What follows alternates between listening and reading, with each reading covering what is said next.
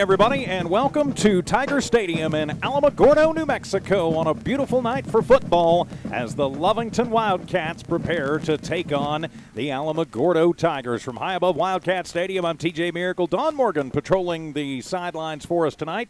Tiff Stuber, Monica Rogo in studio engineering and producing tonight. So great to have you with us as the Cats stay with the number one ranking in Class 4A after a thrilling come-from-behind victory 1 week ago. And wow, what a game that was. Alamogordo is 1-1 on the year and are seated number 5 right now in 5A. They blew out Valencia in their first game, but they had quite a bit of trouble against Los Lunas last week, getting blown out in that one. So for Alamogordo, it's been a tale of two games. For Lovington, really, it's been a tale of two halves, or 6 quarters and then 2 halves where the offense finally sparked off. And let's bring in Don Morgan as we get ready for the start of this one on kind of it's a beautiful setting here at Alamogordo, but it's a little hot and humid tonight. Yeah, we've got storm clouds kind of all around us. To the west of us now, giving us a little bit of cloud cover. That sun very intense and hot when it was out behind the clouds, and the other direction to the east over the mountains, we drove through rain and storms to get here. So it's a beautiful panoramic vision all the way around us. Gorgeous setting for football tonight. A little bit of a breeze and a little coolness to that. We welcome that. Coming on the heels of the sun and the humidity, the heat. I'm sure the guys are going to appreciate as the sun goes down. We're getting a little bit cooler, and I can imagine, with the air coming off of the mountains and those storms, that it getting just a little bit almost on the nippy side later on tonight. So we'll see, but definitely great football weather and nice crowds developing on both sides, and a good number of Lovington people making that trip over the mountain to watch the guys play today, especially coming on the heels of that incredible come-from-behind, exciting thriller of a game last Friday. Well, it certainly was. Now, in that game, Ashton Aranda went out injured late in the second quarter after going just 1 of 5 in the passing game for 5 yards. Wyatt Gomez came on in relief and really just lit it up in that ball game. He finished up 22 of 35 for 428 yards and 5 touchdowns. And so the sophomore backup may be the starter tonight. I haven't heard one way or another if Randa is going to be the starter tonight or Wyatt Gomez will be getting the start. We'll find out when Lovington goes out on offense. The Cats did win the toss, which they did a few minutes ago, and they deferred, so they will start out on defense tonight. This is your Stonewall Field Services pregame show from Alamogordo. Wildcat football continues in 3 minutes here on Z94 KZOR, the Z94 KZOR app, the Lovington Sports YouTube channel, and HobbsAmerica.com.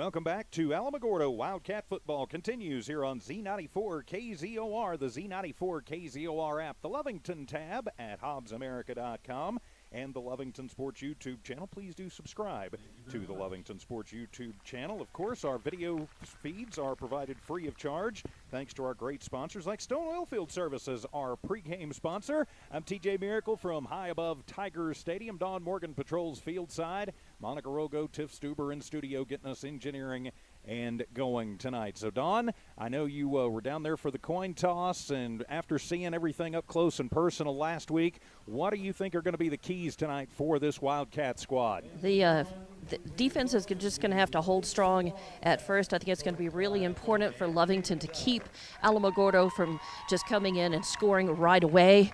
And because Lovington is a team that really feeds off success. They get going. Last week it took the offense sparking to really ignite the game and get both offense and defense cooking and working well. And tonight they need to get that going earlier. They can't wait till second half, to expect, a fantastic comeback like they made last week. They've got to hold Alamogordo, keep them off the scoreboard, get the ball, hang on to the ball. They've really got to take care of it. They have, been guilty of coughing up the ball a few times. So they have got to hold on to that ball and get it into end zone as quickly as they can to really spark off things, show their aggression, their dominance, and keep it going. Well, I think you're absolutely right. And, speaking of the defense for this ball game, they made some great adjustments at halftime last week. Before half, Roswell High was pretty much just running it right down our throats, and we've seen that over the last couple of years where, Lovington has had a little trouble, let's be honest, stopping the run, but the coaching staff made some great adjustments last week, and as we heard Coach G in his interview with you after the game last week in the Bob's Thriftway Coaches Conversation, Alamogordo is a team that, I love how he puts it, wants to fight in a foam booth, which is 3 yards in a cloud of dust, although they finally did get artificial turf here in Alamogordo. It used to be 3 yards in a cloud of dust for real here in Alamogordo, but they have since gotten the artificial turf as the teams have come out onto the field. The Lovington Wildcats in the road whites with the blue letters and numbers, and the Cats in blue script on the side of the helmet for the home team, Alamogordo Tigers. They are in black jerseys with gold letters and numbers, white pants, and their traditional black helmets with the block A on the side, although their official if you would call it logo, in addition to the block A, looks suspiciously like the Missouri Tiger. just saying. So, well, we're getting ready for this one, and it should be an absolutely fantastic game. We're going to take a 1-minute timeout, come back and kick it off. This has been the Stone Oilfield Services pregame show. Kickoff is next on Z94 KZOR.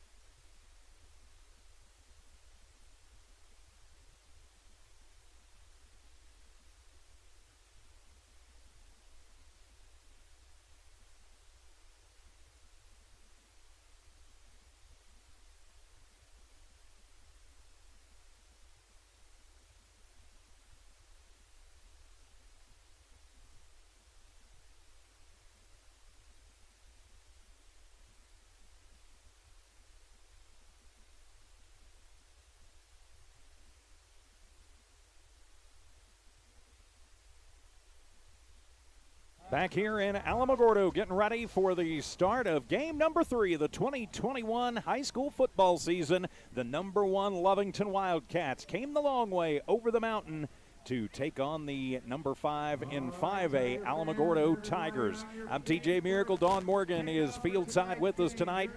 Tiffany B. Stuber and Monica Rogo got a studio full of folks back at One Radio Square as we get ready for the start of this one. Final thoughts quickly, Dawn. Actually, we got a bit going on right now down here, so just protecting the mic. All right, yeah, there are storms all around. There was a bad wreck actually on Highway 82 up in the mountains that slowed us down considerably getting here earlier. as state police were escorting a line of us through about 10 miles at about 10 miles an hour. But, hey, that's all behind us. They'll have it cleaned up by the time we go back over. So notice the Lovington band bus, I think, was behind us. I don't think they've gotten here yet. So Lovington will be kicking off. They will kick off from the south to the north, as Tayton Hilliard will put it on the 40-yard line. We are ready to go from Alamogordo, and the kickoff is a high end-over-ender going to be taken by the deep man. He crosses the 20 to the 25, cuts a corner, gets up to near the 30-yard line before the gang tackle comes in and swerves him down. That'll be Napu Mendiola. That is number 1, Napu Mendiola. So Mendiola with the opening drive, or it's Alamogordo, I should say, set up for the opening drive. They'll have it 1st and 10 at the 30-yard line. And I will go ahead and ask your forgiveness in advance here as I am running the camera by myself again tonight. I will keep up with it just as good as I can, but I do beg your forgiveness. So ball going to be spotted officially at the 32-yard line. That's where Mendiola got it to after a pretty good return for the Alamogordo Tigers. So now we've got some question on the field. Dawn, I didn't hear the PA. What's going on? The PA I don't think is working correctly, and I haven't been able to hear the loudspeaker at all, so I'm not sure what the delay is. Alamogordo is in a huddle over there, and they're bringing the official over, asking some questions, and he's indicating to get it going, that game clock, is running. And now they're saying... Now they're saying stop it. So okay, I think maybe they stopped the clock a little bit early, and so they ran another 5 or 6 seconds off. Back on it, okay. Yeah, from my vantage point, I've got to lean way around a support beam to see the clock on the scoreboard. But yeah, it was a nice high end-over-end kick by Hilliard, actually, to get this one started. So let's see. Anthony Mello is the quarterback. He will come out in the pistol formation, has one man in the backfield with him, 2 receivers to the right from the far hash mark. Sends a man over to his left shoulder. High snap. It is handled. Mello hands it off right up the middle. Not any room to run at all. Back to the line of scrimmage, but no more. No gain. Great job up front for the Wildcats, bringing down Joshua Sanchez. Yeah, it was a good Anthony Gomez in there on the stop. 3 of 4 Wildcats sniffed that out early, so the line doing what they should do. Let's see them continue that. It's the start of a long battle tonight. It certainly is. Of course, when you keep it on the ground like Alamogordo is prone to, you generally have a very fast-moving quarter or quarters when they have the ball. From the shotgun formation again, Mello 3 yards behind. He'll put Sanchez in motion over to his right shoulder. Good snap, and whistles sound and flags fly. I think we're going to have a false start on Alamogordo. It looked like on the far side of the line, from my perspective, Isaiah Granados, the tight end, jumped. And, yep, it will be a false start on Alamogordo. Moving back 5 yards. It'll be 2nd down and 15. Yeah, it was number 35. In fact, he was on the ground and was the last man up. As Mendiola will bring in the play from the sideline. Brings it into the huddle, and he'll split out wide to the right side. And the deep back is going to be Sanchez again. 1 receiver set, 2 tight ends in the ball game. Mello is the quarterback. Shifts the man over to his right shoulder. Good snap. 3-step drop. He'll look. Now he's going to be pressured. Rolls near side. Looking downfield. Still looking. Going to be pressured and going to be run out of bounds. Great job by the Wildcats, as pushing him out was Joseph Perez. It'll be a sack back at the 20-yard line. It's a 12-yard sack, and move them backwards. It is 3rd down and a long way to go. Yeah, and good defensive pressure coming in on the quarterback as well by number 52, Brennan Garcia, from the left side. And that's what pushed him right and started that journey out of bounds where Perez finally pushed him out. So it'll move them all the way back to the 20. They've got to get up to the 42, so it is 3rd down and 22 for Alamogordo. Lovington's defense looks like they have come out to play here tonight. Alamogordo is pretty deliberate. They're not real quick on the line like Roswell High was last Friday. Going to send trips to the left, 1 to the right from the near hash mark, and now whistles sound.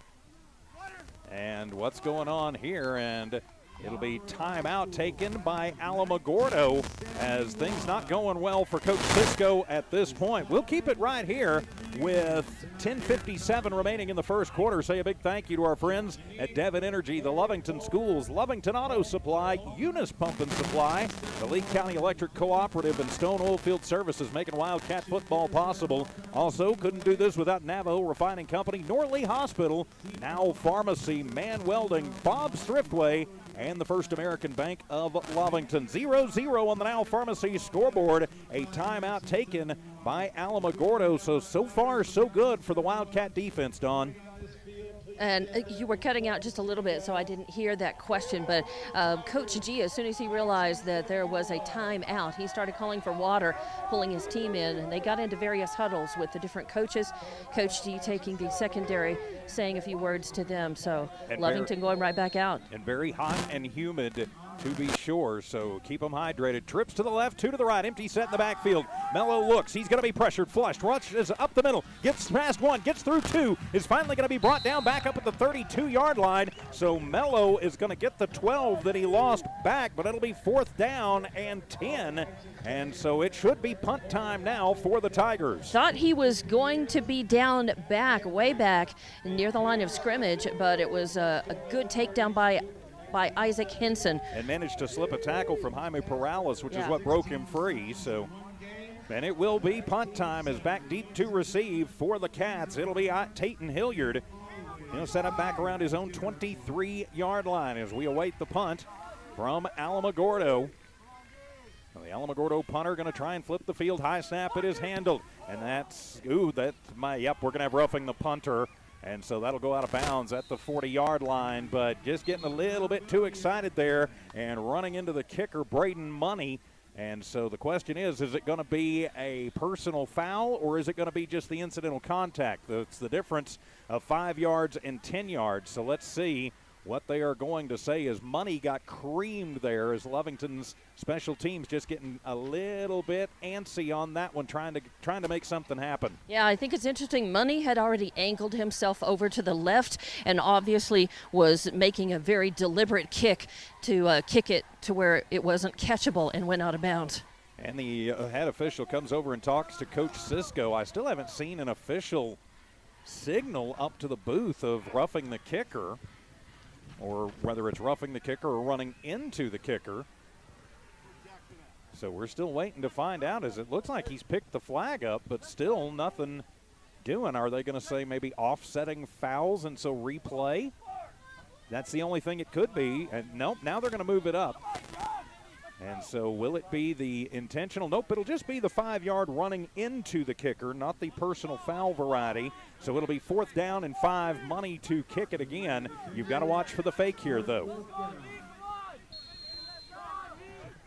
So getting ready to go. Lovington going to send 2 men back deep. That is Henson and Hilliard. Money this time puts the boot into it. High end over ender, and it will be fielded by Hilliard back at the 20. He's going to hand it off to Henson on an end around, 25-30. Gets to the sideline and then slips down at the 32-yard line. 1st and 10 for the Cats. That one had big yardage written all over it, but the Henson just slipping a little bit on the turf as he tried to cut the corner. Yeah, he did. He was trying to cut back just a little bit to avoid getting taken out and getting ready to kind of tiptoe down the right side of the sidelines, and he just turned it a little too sharp, slipped down. So could have had a few more yards, but still not a bad return. Wyatt Gomez will be the quarterback. He comes out with a man in the backfield with him. That is Anthony Gomez. Trips to the left, 1 to the right. No score on the Now Pharmacy scoreboard. 9:47 to go, first quarter. Lovington's first possession. From the shotgun, Gomez calls it out. Low snap, handles it, throws the screen near side, complete to Aguilera at the 36-yard line, where he is going to be brought down. But a pretty good gain, just something to kind of get your feet wet. It'll be a pickup of 4 and 2nd down and 6. Yeah, well, definitely. We'll take positive yardage for sure, and I think that breaks the ice. Nice little throw. They didn't get too ambitious on that one. It's like they're testing the waters, getting warmed up and getting revved up and ready. From the near hash mark, it'll be 2nd down and 6. Lovington going to split twins left, twins right. Single back in the backfield with the Wildcats, and we're going to have whistles sound before the ball is set. I think they're having trouble with the clock and the clock operator up here. They did not run the game clock. Well, now they have. And so coming over, the official going to talk to Coach Cisco on the near sideline again. And I think maybe, and he's asking the official to talk to one of his spotters. So I don't know what this is all about. Yeah, and of course the action's going on all the way across the field from me. So all I can do is just stand and watch the refs talk with the coach, hands on hips. Meanwhile, Yeah, the player. Now they're calling up to the press box, and they actually have a phone out and are making a telephone call to the press box. Talk about old school, isn't it? We have our calls to the sideline, but from our friends at Bob's Thriftway. Well, we have mentioned, a fight in a phone booth. Well, maybe we need a phone booth down there. They brought the phone. Where's the booth? They did. So while we've got a break in the action, say a big thank you to the First American Bank of Lovington, Bob's Thriftway, Man Welding, Now Pharmacy, also sponsoring the scoreboard, Norley Hospital, Navajo Refining Company, Stone Oil Field Services, our pregame sponsor, Lee County Electric Cooperative, Eunice Pump and Supply, our halftime sponsor, Lovington Auto Supply, Lovington Schools, and Devon Energy. So, all right, I guess we got whatever worked out we needed to get worked out. Kind of a slow-moving game already just because of delays And now, like this. Now Coach G going to come out and ask what in the world's going on. Well, I think the officials want to tell him what's going on. They want to tell him. They started walking over to him to get him up to speed about what they were doing, and he's nodding and saying, yeah, that's cool. That's fine, okay. Yeah. All right, well, Twins left, Twins right. We will try this again. Anthony Gomez in the backfield with Wyatt Gomez. From the shotgun, 2nd down and 6. From the near hash mark, Gomez barks out the signals. Good snap, handles it. He's going to hand it off right up the middle. Pardon me, that was Perez who's just going to bang over the right tackle and get a couple of yards out of it. Call it a pickup of 2 for Perez, so it'll be 3rd and 4. I like the way Lovington is developing their plays off of the line extremely quickly, and I think that is key because, as we've said, they're building. They're still working on that, and the quicker the better. They're even with the running game, they're developing their plays really fast. Trips right, 1 left. Low snap. Gomez handles it. Wyatt comes back near side, has a man. That is Henson, and he's going to drag a man with him, but he's going to fall forward and get the first down. He needed 4. He got 6 and moved the chains. First down, Cats on the completion to Henson. Yeah, that's absolutely what Lovington needs. Alamogordo is a little bit more of a deliberate team, just a kind of a slower-moving, deliberate team. Lovington, hang on to the ball, move the chains, eat some clock, march downfield, and get a score on the board. That's what they need to do. From the 45-yard line, 8 minutes remaining, first quarter, no score.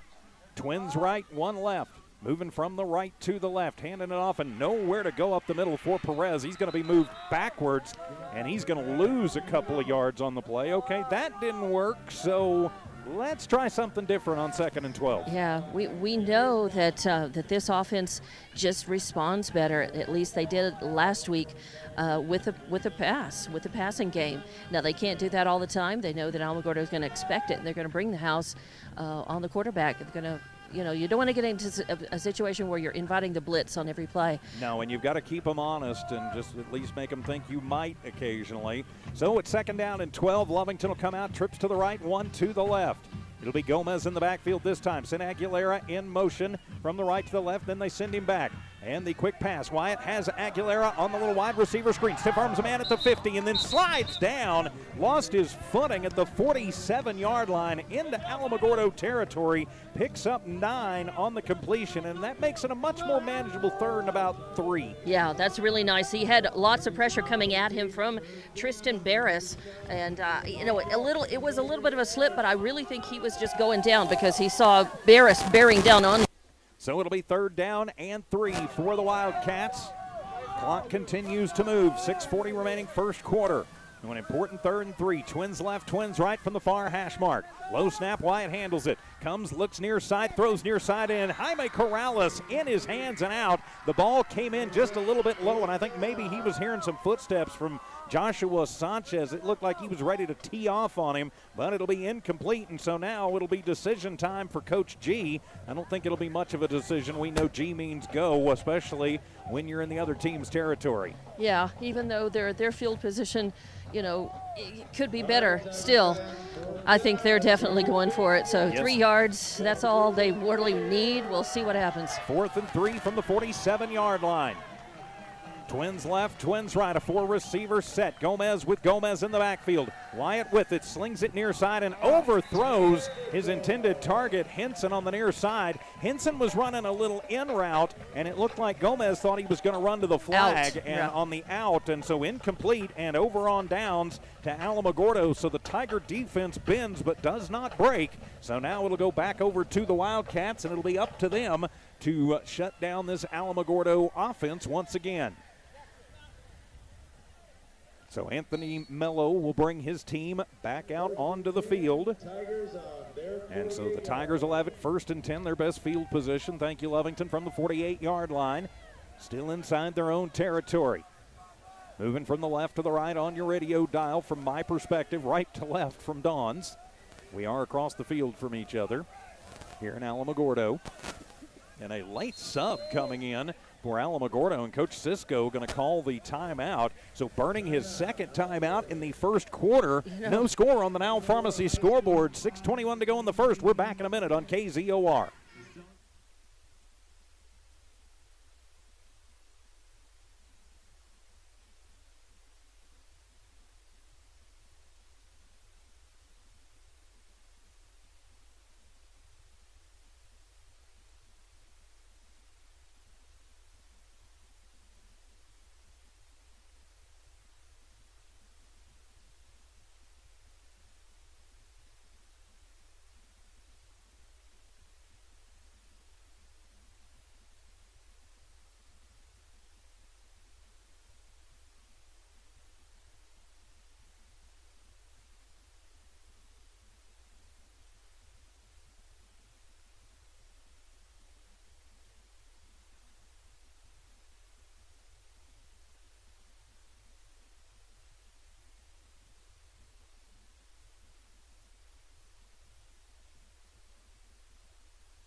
So out of the timeout, under center this time, it will be Mello. He's going to hand it off to the big fullback who just barrels forward and drags Wildcats with him all the way to the 45-yard line, as it looked like Alamogordo just decided to go with the beef right there, Dawn. Did you catch that young man's number? Not the Alamogordo number, but I caught the number of the Wildcat who got him down, and that was, I believe, big number 60, Ezekiel Guzman, who sniffed it out right on the line. And I believe that was Mayberry. Might have been, number 11? Number maybe? 32, Mayberry. Okay. Yeah, the big fullback, and I'm pretty sure that's who it is. I mean, he's yeah, I was watching the defense. Yeah, it was Mayberry. So and they'll come out in I formation under center this time as Mello facing 2nd down and 3. Handed off to Sanchez. He gets a block from Mello, goes up the middle, crosses the 40, still on his feet, inside the 40 to the 38-yard line. It'll be a pickup of 8 for Sanchez, and that'll move the chains. First down for Alamogordo. Ouch. And again, defense needs to work harder bringing them down. There was he was surrounded by Wildcats. They just couldn't press against him and stop the forward momentum. So they got to work a little harder, maybe go low and try to bring him down instead of letting him stand up and continue to barrel forward. And they give him to the 36-yard line, which will be a 10-yard gain. So 1st and 10 from the Wildcat 36. Come out in I formation again. They're going to bring a different fullback into the game this time. That is Stovall. And they are going to hand it off again and just banging up the middle. And I think he got about 3 yards or so. Sanchez again is going to pick up, let's see, 1, 2, 3. Yeah, give him 4 on the play. And so it looks like Alamogordo has decided, forget this fancy air raid stuff. We're just going to punch you in the mouth and go 3 yards in a cloud of dust. I don't remember the last time I saw an I formation in high school football, Dawn, but we're seeing it here. It's the old Cowboys I. Yeah. 1 receiver left, 1 right, 1 tight end, a fullback, quarterback under center, and a halfback. Yep, they're stacked right directly back. Yes, they are. Mello under center. He's going to hand it off. Sanchez goes left again. Over tackle. Gets out of the first. He's across the 20 to the 15. And finally, high step, still on his feet inside the 10, where he's knocked out at the 8-yard line. And so they've just decided to play smash mouth football, and it'll be 1st and goal for Alamogordo on a 30-yard carry. Well, he was getting good blocks. Unfortunately, Alamo was taking out the Lovington defense and opening up a great path for him, and he just rode it. And Sanchez lost his helmet, so he is going to have to come out for a play. Checking in his place will be number 88, Elias Mata. So Mata will go in, and they're actually going to have Mendiola as the deep back this time. So the old Cowboys I formation. Under center, Mello hands it off to Mendiola. He's going to get inside the 5, down to the 4-yard line. It'll be a pickup of 4. It'll be second and goal from the 4. Now, second and goal from the 4. Alamogordo's deciding to play smash mouth football. Under 4 minutes remaining here in the first quarter. And when this happens, I guess Lovington defense has to make that adjustment. This is what they expected for Alamogordo to do. Alamogordo's sticking with what works for them. And so Lovington had to have been aware that this is probably what they were going to face, and it's here. And Mello starts it in the pistol, but now he's going to go up under center again. One left, one right, I formation in the backfield. Hand it off and hit the backfield. Mendiola nowhere to go. Great swarming defense by the Wildcats, and coming through and putting the helmet on Mendiola before he could get anywhere. I believe that was Blake Howell getting one of those hits on him. And helping him, Brennan Garcia as well. And so it'll be a 2-yard loss, and so now it'll be third and goal from the 6. And I believe Brian Gutierrez as well, number 59. So, yeah, good stop by Lovington defense. But they just got to realize, man, you just got to do it over and over and over, because Alamo's apparently not going to show you much different. No, they're not. So it'll be third and goal from the 6. 2:40 remaining here in the first quarter. No score. I formation. It'll be up to the big boys up front. 4 across for Lovington. Handed off to Sanchez. Comes near side. Nowhere to go. And Wyatt Gomez leads the charge. The quarterback in on defense knocks him backwards. He's going to lose 2 yards. And now it is fourth and goal from the 8. Yeah, Joshua Carrasco with a really nice stop. Good dogged determination. And that's what you got to see. DeMarcus Thompson also went on the stop. So a gang tackle, and it worked. And so now Coach Cisco is going to go for it on fourth down. I mean, why not? You've got fourth and goal from the 8. Even if you don't convert, you leave Lovington with an awful long field. And now, actually, they're going to attempt the field goal with Money. That's the best name for a kicker ever. And so Money will attempt a 25-yard field goal out of the hold of Sanchez. The kick is up, and it is blocked. It is on the turf, and the Wildcats trying for the scoop and score.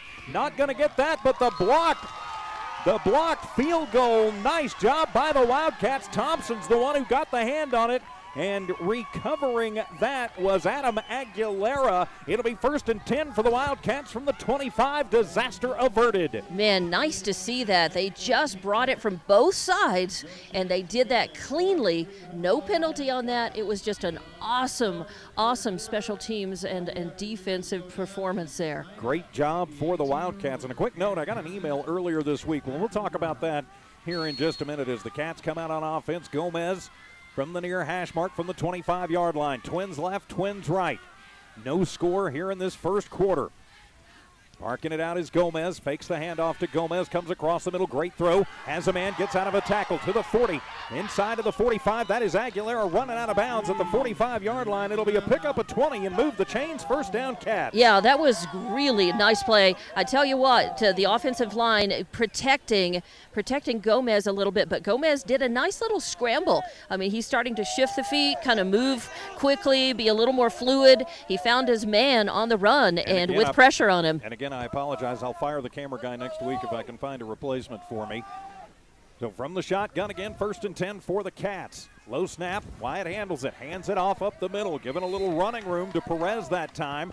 Bangs forward to about the 47-yard line. It'll be a pickup of 2 yards, second down and 8. So once again, Lovington, I think they can probably pick up their speed just a little bit. You can only work that hurry up offense when your players, when you know each other well, after you've gelled as a team for a while. This is a team that's still kind of getting to know, itself, and Under a minute. Yeah, Lovington was able to do that the last couple of years. They're not able to just get that hurry up offense going quite yet. Under a minute to go here in the first quarter. Trips to the right, one to the left. Gomez with a fake handoff, and actually I think he thought he was going to hand it off, but nobody home, and so he just had to hand it off to a man coming around. That's Alec Holguin. Yeah, I caught it. It was on my side. So Holguin is going to lose yardage. He's going to be all the way back to the 40, so it is a 7-yard loss on the attempted end around. Yikes. Throw that one out of the playbook, and let's go with 3rd down and 15. Yikes, yikes, yikes. Yeah, Lovington has got to dig themselves out of the hole right here. They do not have to run another play here, and if I am Coach G, I'm not sure that I do. Just let the quarter there's 10 expire. seconds left on the quarter clock, 18 on the play clock, and it looks like they will just let it expire. So no score. We have played a quarter here in Alamogordo between the Tigers and our Wildcats. Now Pharmacy scoreboard 0-0. Heading to the second quarter in 1 minute on Z94 KZOR Hobbs Lovington.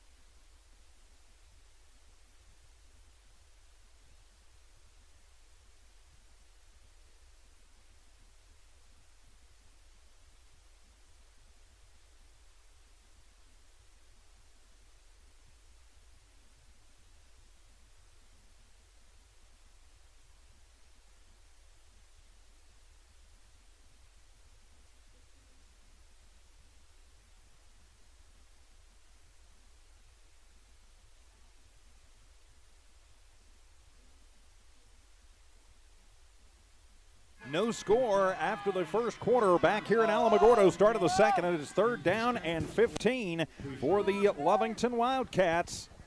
So, and just a quick note, Aaron and crew, I am trying to get Ty the information that he needs. So just I'm working on it, and I'm calling a game, and I'm running a camera, guys. You've got to be a little patient with me here. So 3rd down and 15, big 3rd down for the Wildcats. No score on the Now Pharmacy scoreboard, and now flags are going to fly, and I think we're going to have delay of game on Lovington. Yikes, that's a bad call coming out of the quarter break. Yeah, especially since they're already 3rd and 15. Now, it's worse. So this comes down. This is a crucial play for Lovington. They've got to get that yardage, and you've got to think that they're going to do that with a pass. You got to think so. So now it's 3rd down and 20. Gomez from the shotgun, trips to the right side, low snap, Wyatt handles it, gonna be flushed, rolls near side, comes around, looks, throws it underneath, has a man, that is Hilliard, makes a cut at the 40, a little stutter step, but then he is met by a wall and is gonna come down, but a flag coming in. We are gonna have a late hit. It is gonna be about a 7-yard completion to Tayton Hilliard, but I think we're going to tack some yardage onto the end of this one, Dawn. Yeah, there was no excuse for that because it was pretty clear. And it will be holding on Lovington. You've got to be kidding me. Wow. That came in, holding on Lovington, so wipe it out, and they are going to decline that penalty. So it'll be 4th down and 13 and punt time for the Cats. Wow.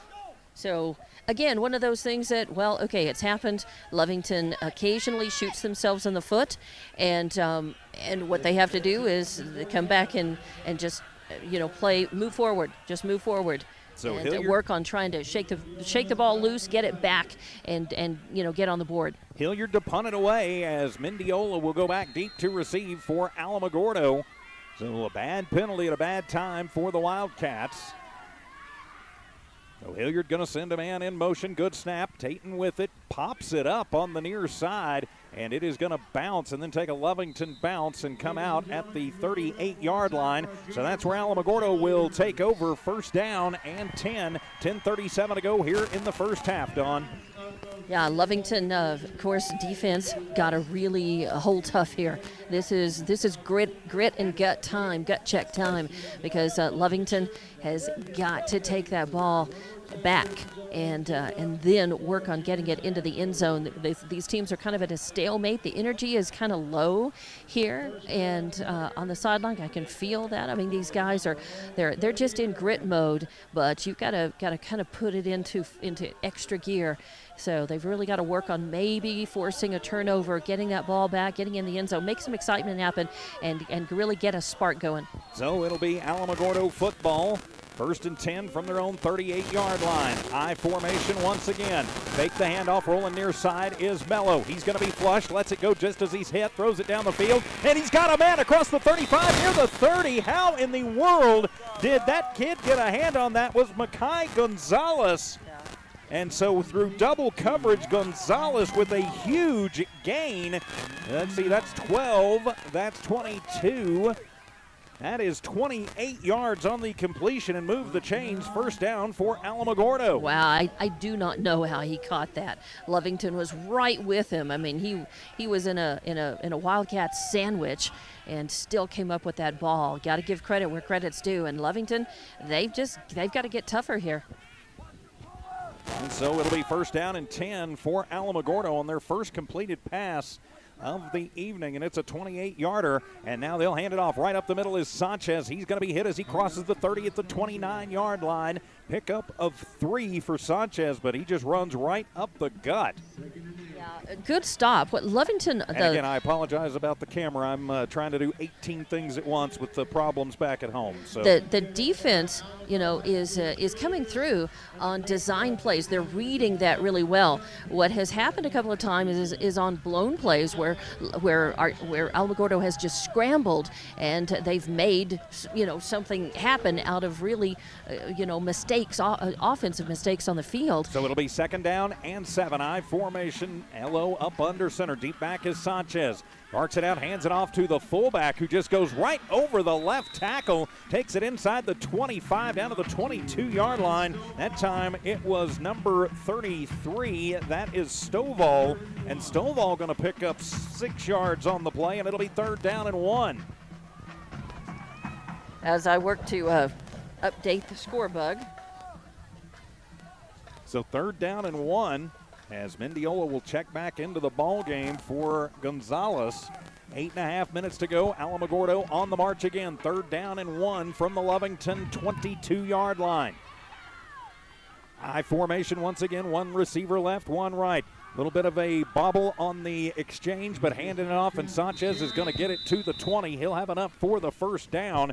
He picks up 2. That's all he needed, and it'll be a new set of downs for Alamogordo from right at the Lovington 20, so inside the red zone. Yeah, and they're just kind of they're just gutting it out with the occasional, big play like they had 2 plays ago for that excess yardage that got them down the field and into this position. So Lovington D, again, gotta come through, gotta go for the big stop and try to deny Alamogordo, keep them from punching it in. So it'll be 1st and 10 inside the Lovington red zone. This time an offset. Man move, no flag. They hand it off on the sweep and nothing doing there as Sanchez going to lose a couple of yards. So a good job by the Lovington defense as the swarm there being led by Brian Gutierrez. A couple other cats in on the stop as well, including Joshua Carrasco. It's a loss of 2. It'll be 2nd down and 12. So 2nd and 12 for the Cats, or rather for the Tigers. A battle of the Cats here this evening. And again, some Alamogordo being very deliberate, taking their time. The clock is their friend. Yes, it certainly is. But there is no score on the Now Pharmacy scoreboard. 6:55 to go here in the first half of play. So they're going to come out. It looks like a pistol formation this time for Mello. Sanchez will be the deep back. He puts him over on the left shoulder. High snap, he handles it. Play fake. Now he's going to have it tipped at the line, and it is going to fall harmlessly incomplete. that's because I believe that was Isaac Henson who reached up and tipped it. Yes, it was. He was going for the sack, and before he got there, they was able to get the ball out of the hands, but he reached up, tipped that, and otherwise that could have been a completion because Alamo had a couple of guys ready for that who had run the route and were ready. So an important 3rd down and 12 here for the Lovington Wildcats as Mello will bring the play in from the sideline. On a 3rd down and 12, Alamogordo once again deep inside Wildcat territory. And I do say that was Henson. Sometimes the 6 looks a lot like the 8, so sometimes I get Perez and Henson mixed up, but I'm pretty sure. Deep man is Sanchez, trips to the right, one to the left. High snap, it is handled. Mello under pressure, going to be rolling right side. He is going to be hit just as he lets it fly, throws it away. Nobody in the neighborhood, but I guess they're going to say that he was far enough away and somebody was at least in Otero County, and so incomplete, and it'll be 4th down and 12. Good pressure as Perez came across the line in hot pursuit again, and I believe that it might have been Perez before. And one of the Alamogordo coaches literally just threw his clipboard onto the track. Wow. So that didn't go quite like they thought it was going to go. No. So 4th and 12 for Alamogordo from the Lovington 22. They need to get it down to the 10-yard line, and they are going to attempt another field goal. So it'll be Money, I love that name, out of the hold of Montoya. Money, a left-footed kicker, going to attempt a 40-yarder. So ball spotted at the 30. Good snap. It is down, and that one is blocked again. It's getting a piece of it, coming over and putting the hand on it. Javier Corrales gets a hand on it and forces it wide, and the Cats have kept the Cats special teams have kept them in it. Awesome, really great play. Right before it, I was just about to say, well, it would be nice to see a block again since they definitely got that the last play. Yeah, so a partial block for sure. Partial, so we it got was. it. Got a hand on it enough to keep it, and sweep it right outside of the upright. So again, I tell you what, as soon as that happened, Coach G had the biggest grin on his face. He turned around and he was very happy to see that. So still no score on the board, and Lovington with the ball again, and it's theirs. Yes, it is. 6:16 to go for the Wildcats. Trips to the left, one to the right. Gomez from the shotgun gets it, hands it off, coming to the near side. That is going to be Perez, and not a lot of running room for Perez, and he gets back to the line, but no more Perez. 4 carries, only 2 yards in the ball game, and so it'll be 2nd down and 10. And because Alamogordo uses the running game most of the time, they understand it very well, even when the running game looks different from their eye offense and that they run. They defend against the running game, very well. Trips left, twins right. Empty set in the backfield this time for Gomez.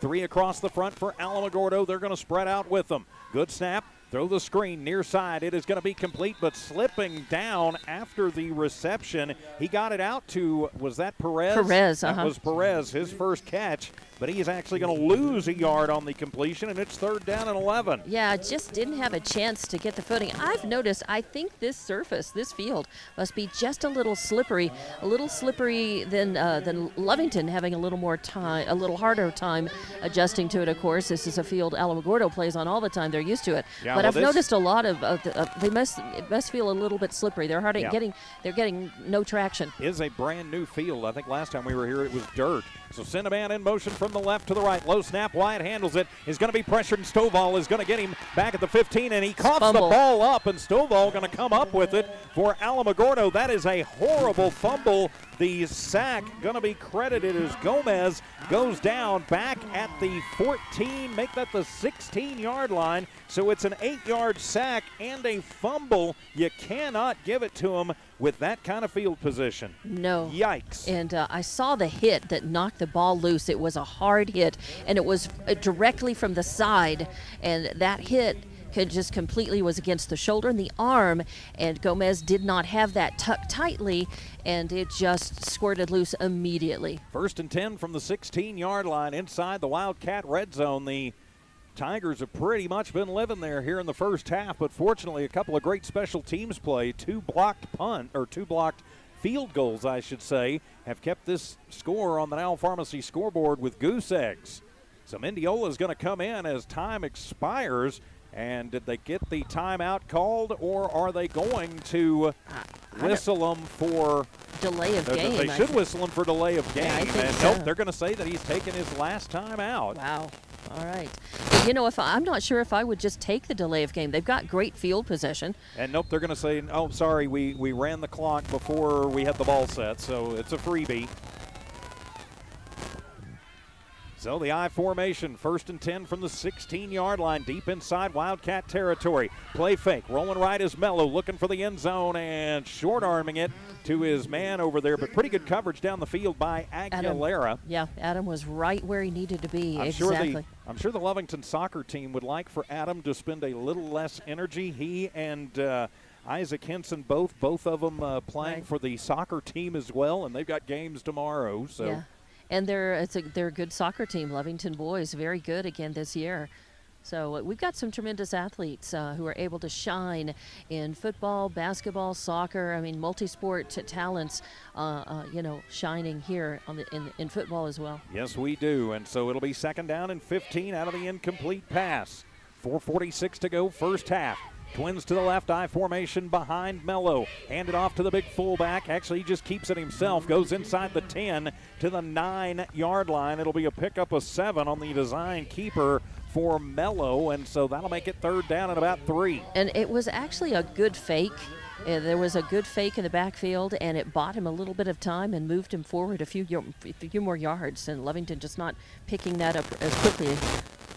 So it'll be 3rd down and 3 to go this time for Alamogordo, deep inside Lovington territory after a sack fumble. So the ball going to be placed at the 9-yard line. Going to come out, send an extra lineman in at tight end over on the left side. Better be careful. He did check in as eligible. Twins to the left side, I formation. Handed off to Stovall, who's hit in the backfield and drags a couple of Wildcats with him, including Gomez. And he's going to have enough for the 1st down. I think he's going to be close. They spotted at the 12-yard line, and they're going to say just short. And so Stovall gets a pickup of 2, and so now it's 4th down and 1. And I've got to think that Coach Cisco is going to go forget this field goal stuff. Sure. Let's try and get the 1st down and punch one in. So the I formation on 4th down and 1. Lovington going to put everybody inside the box. Mello going to keep it himself under center, pushes forward inside the 5. It's literally a rugby scrum, and Lovington indicates that the ball popped out and they've got it. No signal either way. The near side official says touchdown, but it was kind of a weak touchdown signal. He didn't just put the hands completely up. So Mello, let's see. They have put it on the scoreboard, but I guess they decided that, okay, it was a touchdown. So Mello, the quarterback keeper from 6 yards out, puts Alamogordo on the board. So the point after to come from Money.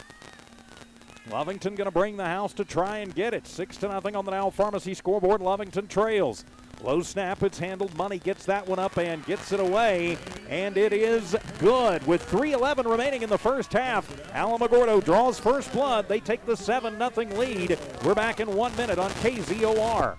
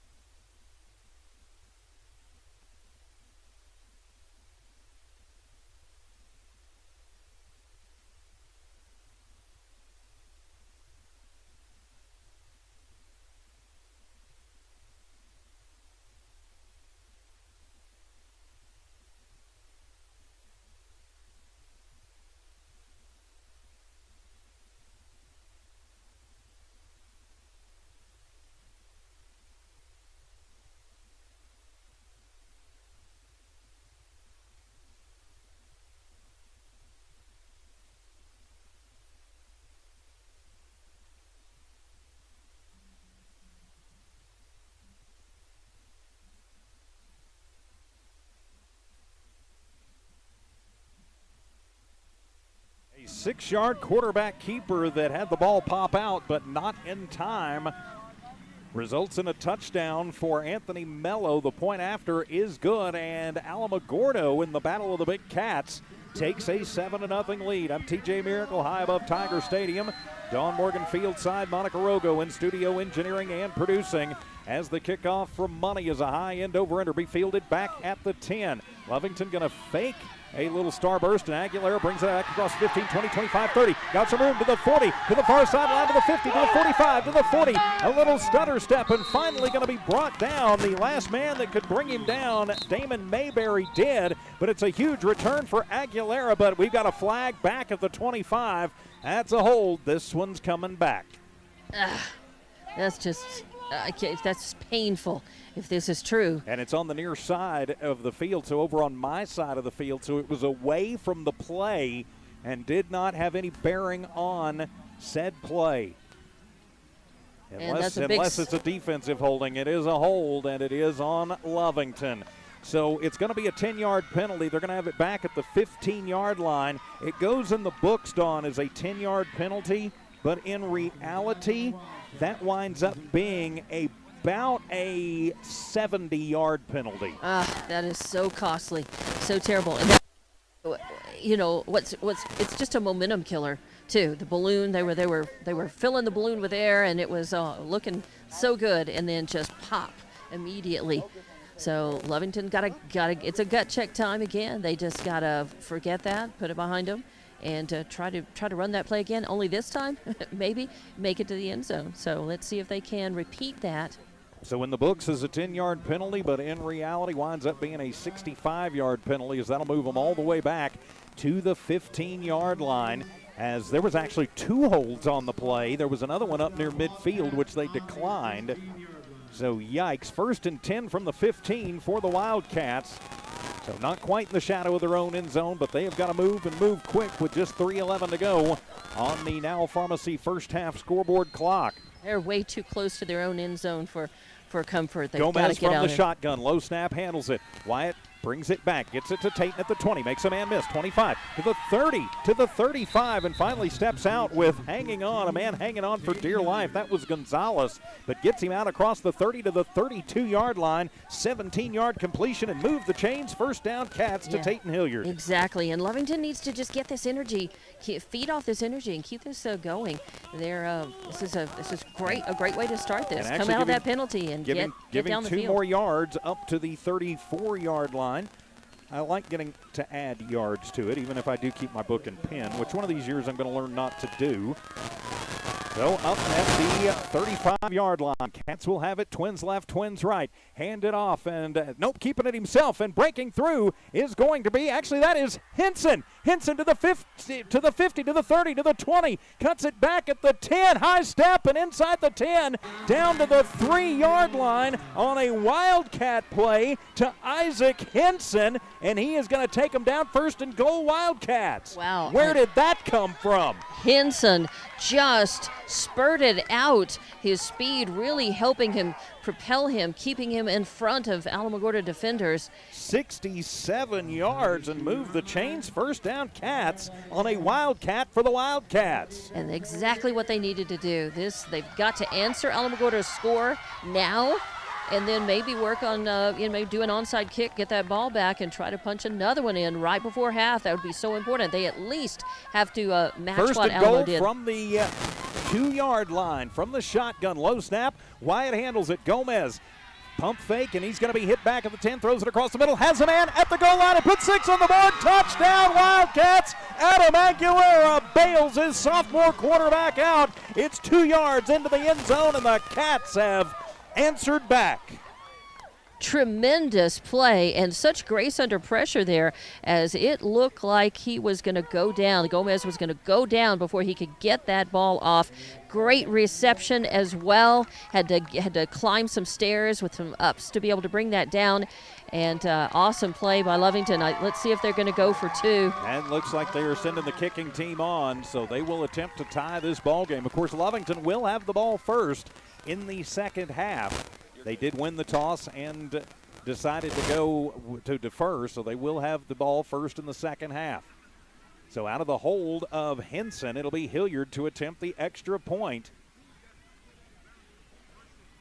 Alamogordo looks like they are going to bring everybody. Good snap, good hold. The kick is up, and Tayton will put it through. And with 2:05 remaining in the first half, the Cats have answered 7-7 on the Now Pharmacy scoreboard. Back in 60 seconds, more Wildcat football from Z94 KZOR.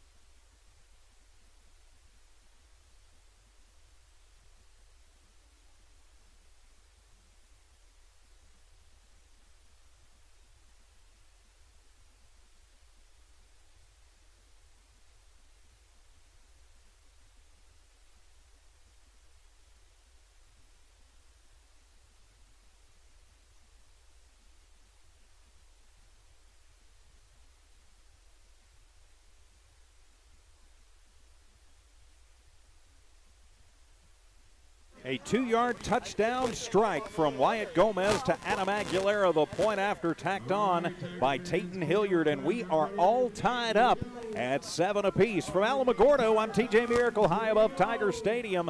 Don Morgan patrolling field side. Monica Rogo in studio engineering and producing tonight. As we get ready for the kickoff of this one, it'll be Tayton to boot it away. Back deep to receive will be Mendiola for Alamogordo. And actually, we have a new kicker in as, Lucas Contreras back, seeing his first action of the year as Lucas will kick it off. Kind of pops it up just a little bit. Mendiola fields it at the 20. Brings it up to the 25-30 and out to the 35 before he is hit from behind and brought down by the Wildcats special teams. So 1st and 10 for Alamogordo. Pretty good field position there, Dawn Morgan. Yeah, but Lovington D's got to go to work. You probably heard a lot of that over here. Big D, go D, come on D, as they definitely need to get out there and do their job. Try to get this ball back as soon as they can. We're coming up on the halftime. It's going to be really important for, and we have an injury. Looks like an injury timeout. Yep, we have an injury timeout. Looks like one of the Alamogordo players. Actually, it's one of our guys is down. You hate to see that. So if you are watching on the Lovington Sports YouTube channel, I am going to be moving that away. We will not show that out of respect for that young man and his family. So they are calling over the training staff. So with the injury, Coach G over talking. Training staff will attend to the Wildcat player. We will take a 1-minute injury timeout. This is Wildcat football.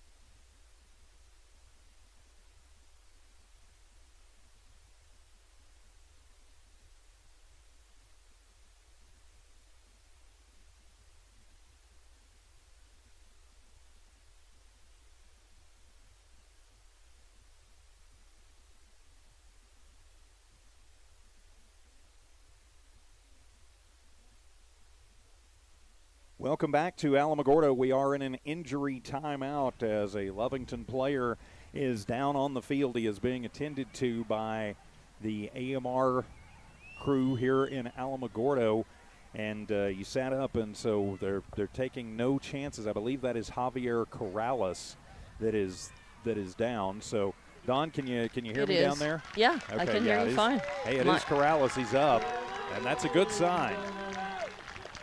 He's up at least. He's not on a stretcher. Not on a stretcher, and that's a good sign. Yes, it is. And I'm thinking maybe that they're going to put him in concussion protocols because they have taken his helmet away from him. Yes, they have. So I'm thinking maybe he got his bell rung pretty good. Yeah, so. it could be. And he's going to walk off. He's not going off in the ambulance, and he's going to walk off and just without the helmet. So I think that may be what has happened. I think so. So a long injury timeout as the sun starts setting. But yeah, Javier gonna walk off and head back to the locker room. You certainly hope that man is okay. Does a great job on special teams. Gets in on the defense and catches some passes too. So he's one of those kind of three-way players for Coach G and his Wildcat squad. Don, big loss there. Yeah, definitely. He's done for the night. That's right. I think we can safely, without speculation, say he's done for the night because they've taken his helmet away from him. It is of course, it's an opportunity. I mean, if you look at it one way, yes, we're sorry for that young man, but it leaves a hole. But look at it the other way, it's an opportunity to fill that hole for somebody to step up and move in there and try to give Lovington, part of the spark they need. Again, we're rolling into the half in 2 minutes, and Lovington really needs to grab keep their momentum going and maybe, try to turn things around here. I think whoever goes into half, if we go in 7-7, just, the grind against each other, that's one thing. But if you can pull out a play and try to score right before half, and Lovington could do that, that would make a huge difference as they will come out from the half and have possession again. Yes, they will. It will be Alamogordo football. It'll be 1st down and 10 from the 36-yard line after a pretty good return by Mendiola. Of course, on that play, Lovington losing Corrales for the rest of the night. So 1st and 10, 2 minutes exactly remaining in the first half, all tied at 7. Mello from the shotgun. He's got Sanchez in the backfield with him. High snap. Mello handles it. Pressure comes. Throws it. Has a man on the screen up the middle. Nobody in the neighborhood. A good block down the field. Will have a hold. Yep, the flag is down and a horse collar tackle. But coming up, and thank goodness this one is coming back. I don't know where that kid, it was a wide receiver over the middle. That was Avion Valdez. And so it was complete, but it is coming back with a flag back at the 25-yard line. Thank goodness that was going to be a 68-yarder before a huge touchdown-saving tackle by Henson. Yeah, and definitely Lovington dodging a bullet here. It's a gift. They need to take this. Again, they've got to keep that kind of a big play from happening against them. If they can, shake that ball loose, try to force a turnover. And Mello goes over and says he wants a tackle. He wants a penalty on the tackle. And, I hate to say this, but it did look like it might have been a horse collar on that one. And, again, I apologize. I'm running the camera from up here myself tonight. We're being COVID safe, keeping everybody to a minimum in our booths and on our lines. So a lot of conversation down there about what this is. There was a hold down the field. Oh, sure. On Alamogordo. Oh, yeah, and all 4 refs are in a huddle right now sorting this out to make sure that they are on the same page, that they get input from all of the refs as to what they saw and where. So we are still awaiting the official to make the signal, and it will be holding on Alamogordo, and it will be declined, but we will have a personal foul on Alamogordo that will be accepted, and so that becomes an even bigger penalty because instead of a 10-yard hold, it is a 15-yard personal foul, and so that moves them back to the 40. It's still good for 41 yards on the completion, but a lot better situation for the Wildcats. 1st and 10, the 5th first down for Alamogordo from their own 41-yard line. things may be getting just a bit, as we like to say, chippy down there. 96 seconds remaining here in the first half. Lovington shows blitz. Twins make that trips to the right. 3-step drop. Mello under pressure, steps up, throws it across the middle, has a man at the 35. That is Stovall, still on his feet, down at the 33-yard line. It'll be an 8-yard completion to Stovall. Yeah, and we have a Wildcat who is a little slow getting up, holding his foot. He's all right. He's all right, shaking it off. That was Hinson, I believe. Yep. Yep, and he's going to come off, and I think that's good. Just let him come off. Just breathe a minute. Clock continues to move with 1:15 remaining. I don't know why they've stopped the clock, and timeout will be taken. So who called the timeout? That's the question. Lovington takes the timeout. So with 1:16 to go here in the first half, all knotted at 7 on the Now Pharmacy scoreboard. We are back in 30 seconds on KZOR.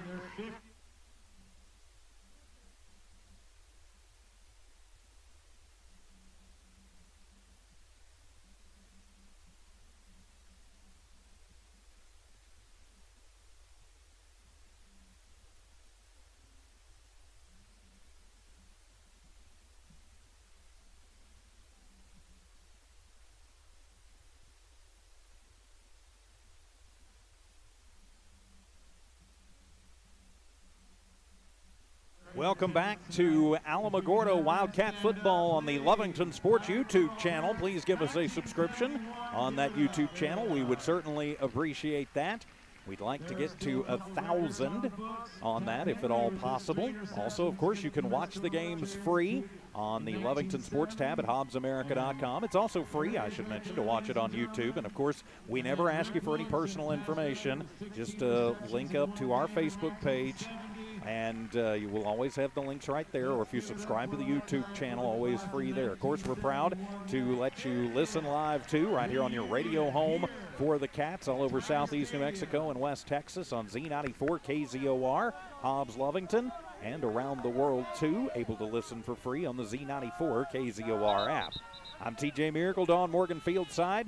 Tiff Stuber, Monica Rogo in studio engineering and producing tonight. So out of the Lovington timeout, it'll be 2nd down and 2 for Alamogordo. Did you hear anything they were talking about down there, Dawn? No, too far away from the huddle to be able to catch anything specific. Well, they got to stop them. They got to slow them down. Lovington still with 2 timeouts remaining.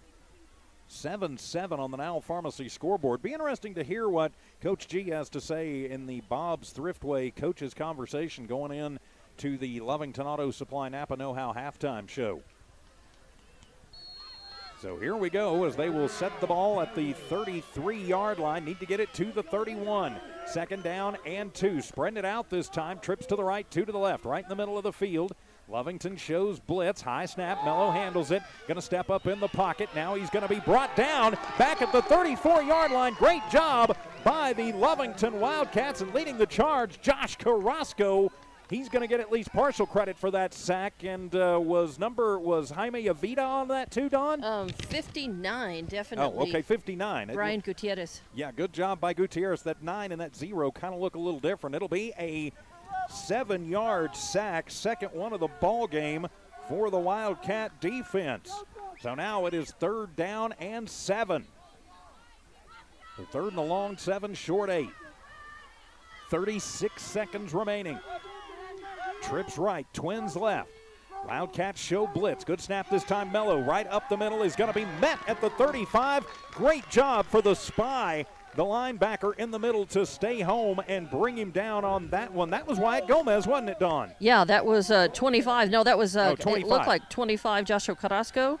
Either All that right. or DeMarcus. That 5 could be a 6. It could be Thompson over there, but I think it's 25. Either way, a great job. It's still a 4-yard gain, but it could have been a lot more. That middle linebacker coming up and keeping on the quarterback. So 4th down and a long way to go. 1 second remaining as timeout taken by Alamogordo. We'll just keep it right here as if you're Lovington here, you know they're going to shoot for the end zone. So if you're Lovington here, Dawn, do you maybe just line all 11 guys up around, the 3-yard line and say, you can have everything up to here? Right. Yeah, I think you just put up the best wall you can and try to keep somebody free to look. But I think, if you just bring the house like they did against him this last time. There was no question that he was going to go down in that sack, within a minute, about a second and a half. You could just see that if they didn't develop that play, that Lovington was going to bring him down, and they did. They certainly did, and so let's see what the Tigers coaching staff is cooking up. Like I said, it is going to be a very interesting halftime show coming up in 1 minute. Your Lovington Auto Supply, Napa Know-How halftime show, of course, from our friends at Lovington Auto Supply. Before we get into that halftime show, we'll have the Bob's Thriftway Coaches Conversation. And, of course, a big thanks to Coach G for always being willing to talk to us when I know, he wants to go talk to the team too. But we appreciate them, Coach G, doing that and doing that for us. So it doesn't matter that it's 4th down and 4. It is 4th down and end zone for Alamogordo. High snap, Mello handles it. No pressure at all. Goes over the middle, and that one is going to be picked off in the end zone. The INT to end the half. And so Lovington gets the turnover to end the half, and they will have possession to start the second half of action as Alamogordo heading on down to their locker room. And Dawn, just hop in whenever you're ready for the Bob's Thriftway Coaches Conversation. Here comes Coach G now. All right, 7-7 hey, on the now. Coach G. How are you? Doing great. All right, first half, kind of gut check the whole half, kind of grinding it out against each other. What are you going to do to get the offense really sparked and started second half? Biggest thing there, there in the second quarter, we started to run the ball better, So, but what killed us is we lost it on downs on the 4th down. That's not good. And then we turned it over and fumbled it. So really we're just beating ourselves. We got to take care of the football. Been really, really proud of our defense being out there on the field as long as they have, and they only got 7 points. So we'll just get rallied up here in the second half. And again, we're a second half football team, so we're going to get them rallied up here in the second half and finish this sucker. All right, good luck. All right, thank you. That was our Bob's Thriftway Coaches Conversation going into your Lovington Auto Supply Napa Know-How halftime show. We'll take a 3-minute timeout. That halftime show from Lovington Auto Supply is next on Z94 KZOR.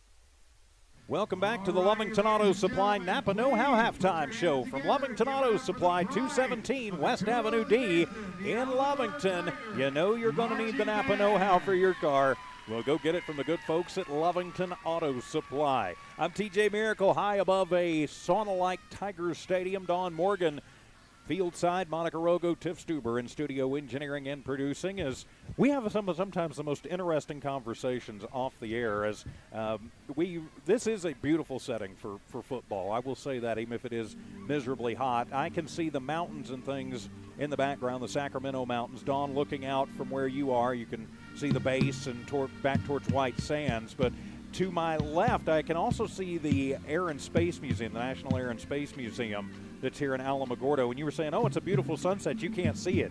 Actually, the mirrored front, yes, I can. So on the Air and Space Museum. So yeah, it is beautiful. It's gotten very still. It's because of the clouds and because of the sort of the scattered thunderstorms all the way around us. They're just kind of surrounding us, but they're at a distance. But because of that, the wind is a little unpredictable, and so you get some wind, some gusts, and you get some pretty strong gusts at times, and then it just dies completely. I mean, the flags are just completely limp right now.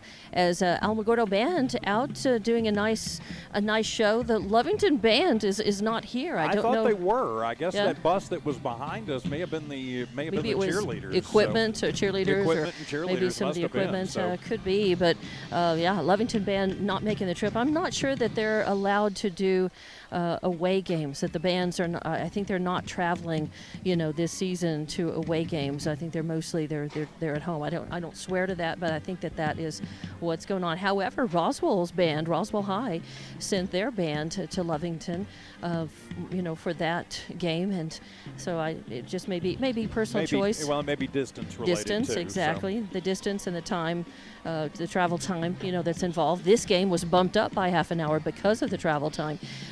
So that could be certainly the case. And just a quick note, we are hearing that the Hobbs homecoming game still in a lightning delay. Last we heard until 7:45 tonight on our sister station, Cool 95.7. Let's go ahead and take a look at the numbers in the first half of this one, all tied at 7-up. We will start with the Alamogordo Tigers. Anthony Mello, their quarterback, goes 3 of 7 for 77 yards.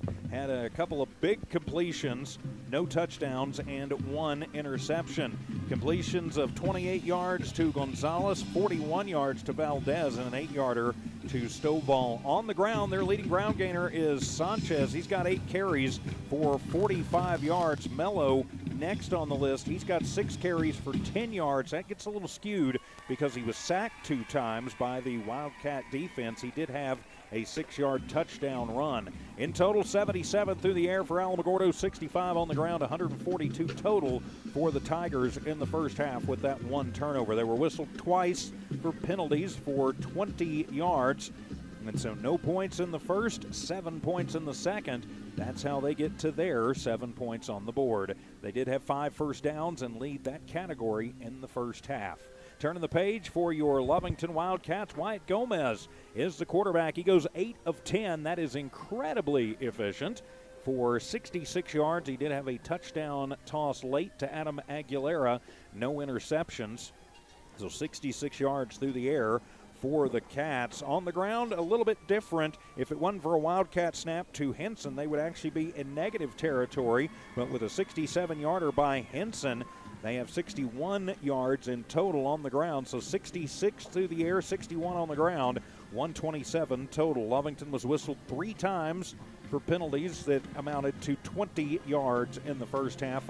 Favorite target, Aguilera, 4 catches for 35 yards. Lovington with 3 first downs in that first half, Dawn. So no points in the first, 7 in the second, and that's how we get to the tie score on the Now Pharmacy scoreboard. Yeah, and it's a good thing that it is tied up because, with neither team has managed to just grab the momentum and ride an exciting offensive drive, down the line down the field, to score. I mean, they've managed 1 score apiece. But neither team has really grabbed the momentum and run with it and ignited and just sparked, a really great series of of offensive plays. Neither one. It's been sort of stutter stop, start stop, and then gutting it out on defense against each other.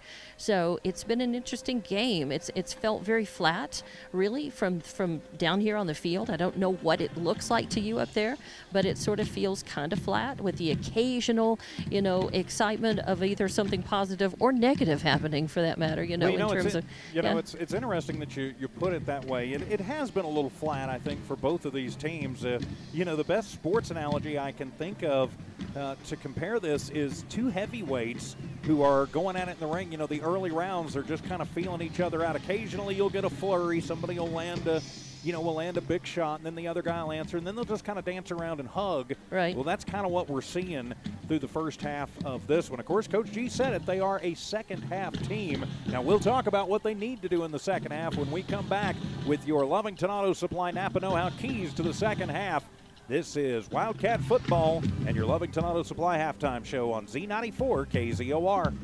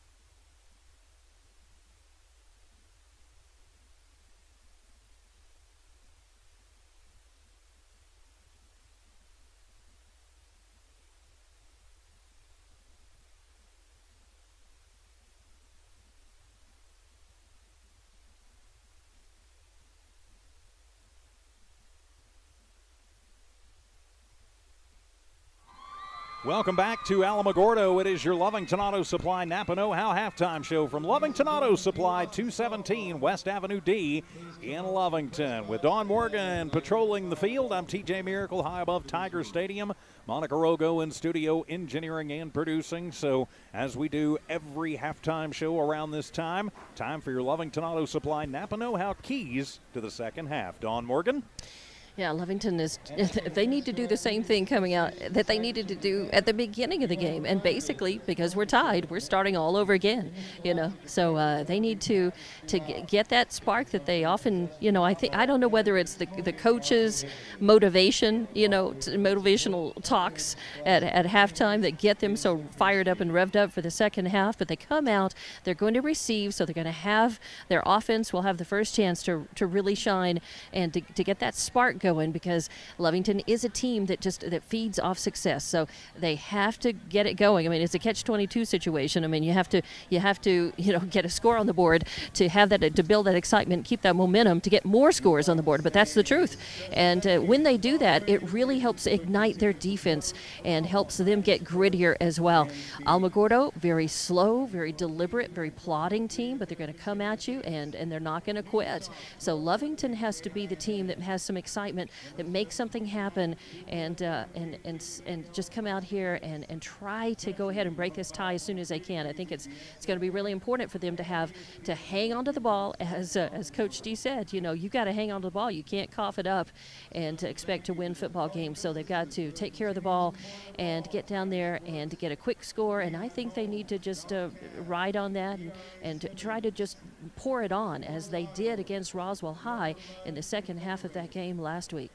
Yeah, and if they can do that, they will be fine. The special teams has really what has kept them in this. 2 blocked punts in the first half. Got a turnover late, each team with 1 turnover, although I think technically maybe one of those blocked punts counts as a turnover since it was a scoop and return. But, the defense has kept them in it again, and, Alamogordo is just going to continue to do what they do. They're, as you mentioned, they're just going to, kind of dink and dunk and plod and plod and plod. You got to watch those center receivers, though. They have sent a couple of guys over and have gotten some pretty big plays.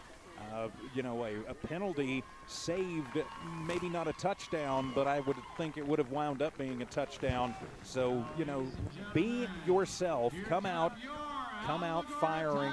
Let your defense do what it does. Your special teams is great.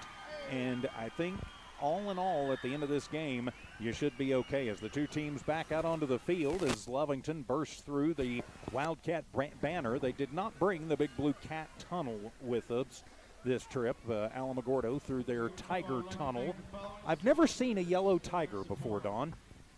A yellow tiger? Well, yeah. It's gold, I think. Does it look yellow up there? Well, I've been accused of never actually having seen a football game, so maybe I'm colorblind too. It's gold and black. I think that's most tigers are. That's what it looks like. I thought tigers were supposed to be orange, but. Oh, okay. Well. Oh, the things we find to talk about some games. Right. On a beautiful night for football here in the Tularosa Valley, just with the Sacramento Mountains in the background. The team's out going through their second half warm-up. So we will take a 2-minute timeout, come back with the kickoff of the second half. This has been your Lovington Auto Supply Napa Know-How halftime show from Lovington Auto Supply, 217 West Avenue D in Lovington.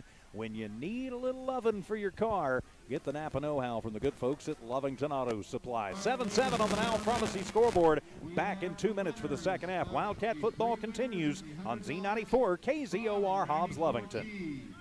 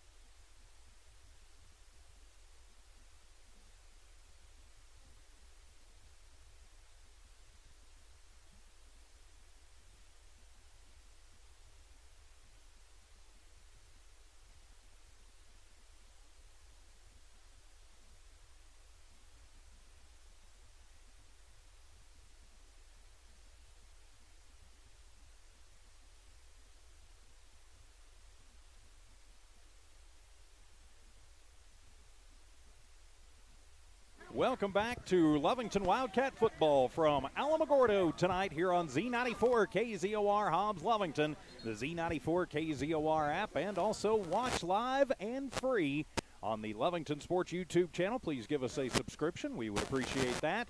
And, of course, also able to watch free on your mobile devices on the Lovington Sports tab at HobbsAmerica.com. I'm TJ Miracle, your guy up in the booth and camera guy tonight. And I promise I will try and do a better job this second half. Don Morgan patrols the sidelines. Monica Logo, Tiff Stuber in studio, engineering and producing tonight. So final thoughts as we get ready to kick off the second half, Don. There are golden tigers.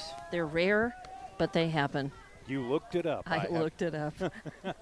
Okay. Well, now All we right. have been educated. Now, enough talk about sunsets and tigers. Let's talk about the game. Yeah, let's talk about some Wildcats. Let's make here. our big boss happy.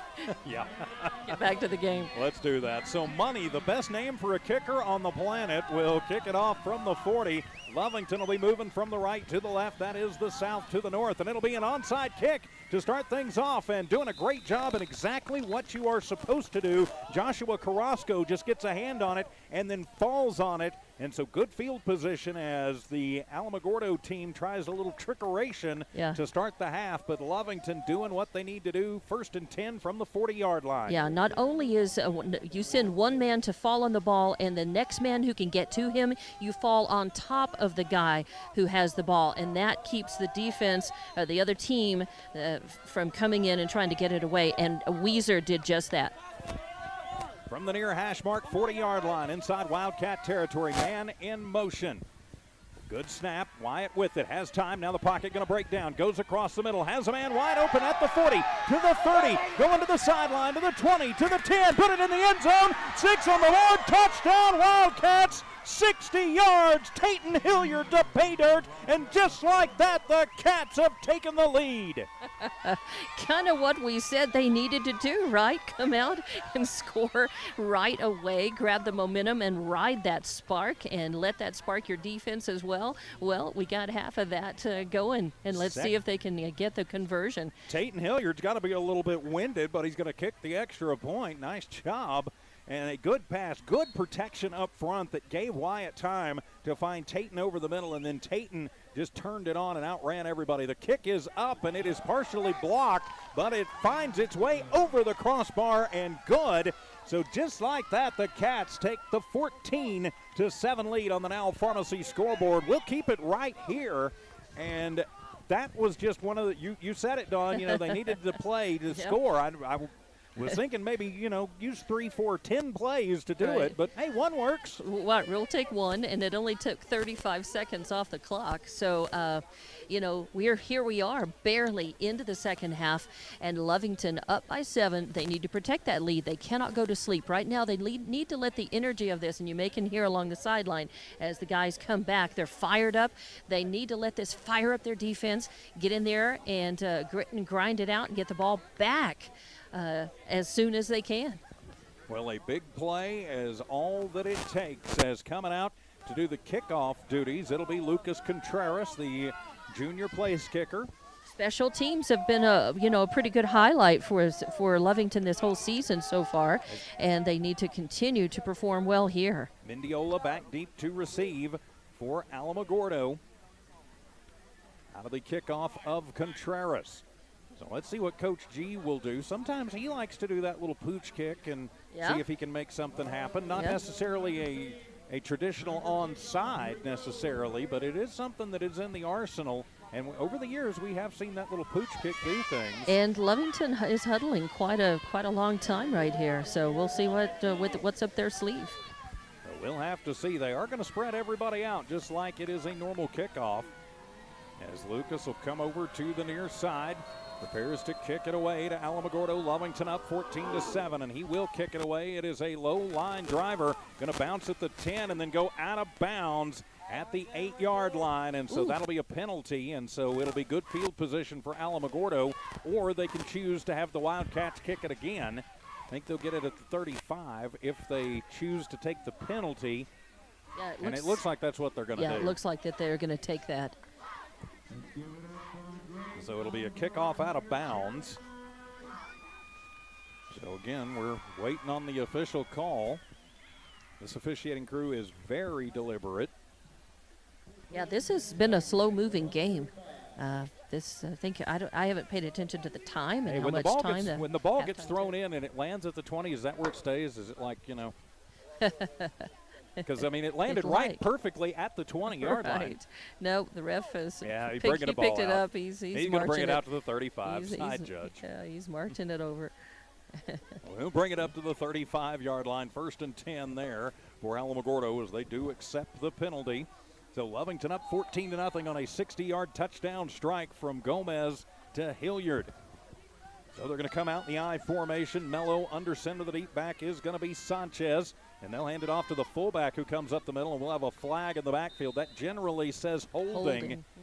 But we'll see for sure. So this one will come back after about a 5-yard gain, I've got to think, and it will be. It's actually holding on Alamogordo, I think. Yeah, I think it's holding on Alamogordo. And he pointed towards Alamogordo, but he didn't send the hold. And I'm sitting there looking down. Maybe on the video I could go back and look. But now he's gesturing to the ref on the side, and he's saying, is it 5-5? And so now they're going to ask for an official timeout to talk about it. 10:53 to go. They're talking about it. And they're asking Coach G about it, too. He's in on the conversation. If it's a hold, and I think it was, I think Sanchez got a hold of one of the Cat linemen coming through. I think that was Brennan Garcia coming through. Yeah, they're going to send it right back to the 30, I believe. And so actually it wasn't a hold. They're going to say that it was pre-snap. And so it'll be an illegal man in motion pre-snap. So the run didn't count. So it'll be a 5-yard penalty. Moving back to the 30. Yeah, it is illegal motion on Alamogordo. And so moving back 5 yards. So 1st and 15 now, right? Yep, 1st and 15 from the 30. They need to get it to the 45-yard line. Oh, this crew is taking a while. It's funny. I don't know if that came across on the mic or not. I did hear something about these guys take forever. It was one of the assistant coaches for Lovington, and he wasn't dissing him. He was just, it was matter of fact. He's telling one of the other coaches, hey, you've got time to go do that because these guys take forever. It was just like, yeah, well, that's true. And that's good. We can talk more about sunsets and our sponsors when they do that. So back to the 30-yard line, 1st and 15. The sun is completely down, so all we can talk about is the dark now. That is true, yes. But it's bright right now for Lovington, up 14-7. I formation, 1st and 15 for Alamogordo. And a hard count, and so they're going to get the 5 that they just lost back. Oh, dear. So 59, I saw him. He kind of just slipped forward. I don't think he even jumped. I think he just slipped and went down on the turf. Gutierrez. Yeah, Brian Gutierrez just and that turf has to be extremely slick. A lot of times when it's new, it is a little bit slippery. It just has to get worn down a little, broken in. It's not broken in yet, right? Yeah, maybe Lovington didn't bring the long enough spikes either. So, of course, that's something that Alamogordo's not going to tell them, that, hey, our field's still new and a little bit slippery. So, I formation, 1st and 10. I think we've been here before. Lovington going to show blitz, and now Alamogordo going to jump, reacting to the blitz on the near side, getting just a bit antsy there, trying to get into his protection was Aiden Collazo. And so we'll just trade another penalty, move him back 5 yards, and 1st and 15 again. Okay, let's see if we can get this off without a penalty here, though, about. 10:07 remaining in the third quarter, 14-7. Lovington in the lead on the Now Pharmacy scoreboard. And clock is running. All right, so 1st and 15, take 3. I formation, hand it off. Sanchez starts it to the right, comes back to the middle, now brings it right again, and he's going to bring it out to the 40-yard line, dragging a couple of Cats with him. But a 10-yard pickup for Sanchez, and it'll be 2nd down and 5. Really got to finish those tackles. That's important. Alamo is strong. They run the game for a living, practically. I mean, they're used to this. And Lovington's got to work on getting them down, getting that tackle low, and getting them down earlier. Yes, they certainly do. And so it'll be 2nd down and 6 as I look for lights here in my booth. So it'll be 2nd down and 6 for Alamogordo, and it'll be Mello keeping himself. He's met at the line and driven backwards. Great job by the Wildcat defense led by Anson Marquez that time. no gain on the play, and it'll be 3rd and 5. Nice job. Lovington D doing what they need to do, just gritting it out. And again, you got to push them back. You got to hold your ground. Hold your ground. So an important 3rd down and 5, 8 minutes and 40 seconds remaining here in the 3rd quarter. Lovington with a 7-point lead. So now Alamogordo going to try and figure something out here. This is the team that does not pass extremely well. When they get them, they tend to get big ones, but they don't get them all that often. They're going to come out with twins to the right from the near hash mark. I formation, 2 tight ends in the ball game. Got to watch for that big handoff, and hitting the backfield is Sanchez. Nowhere to go. He is swarmed behind the line, back inside the 40 at the 38-yard line. Sanchez loses 2 yards, and it is 4th and 7.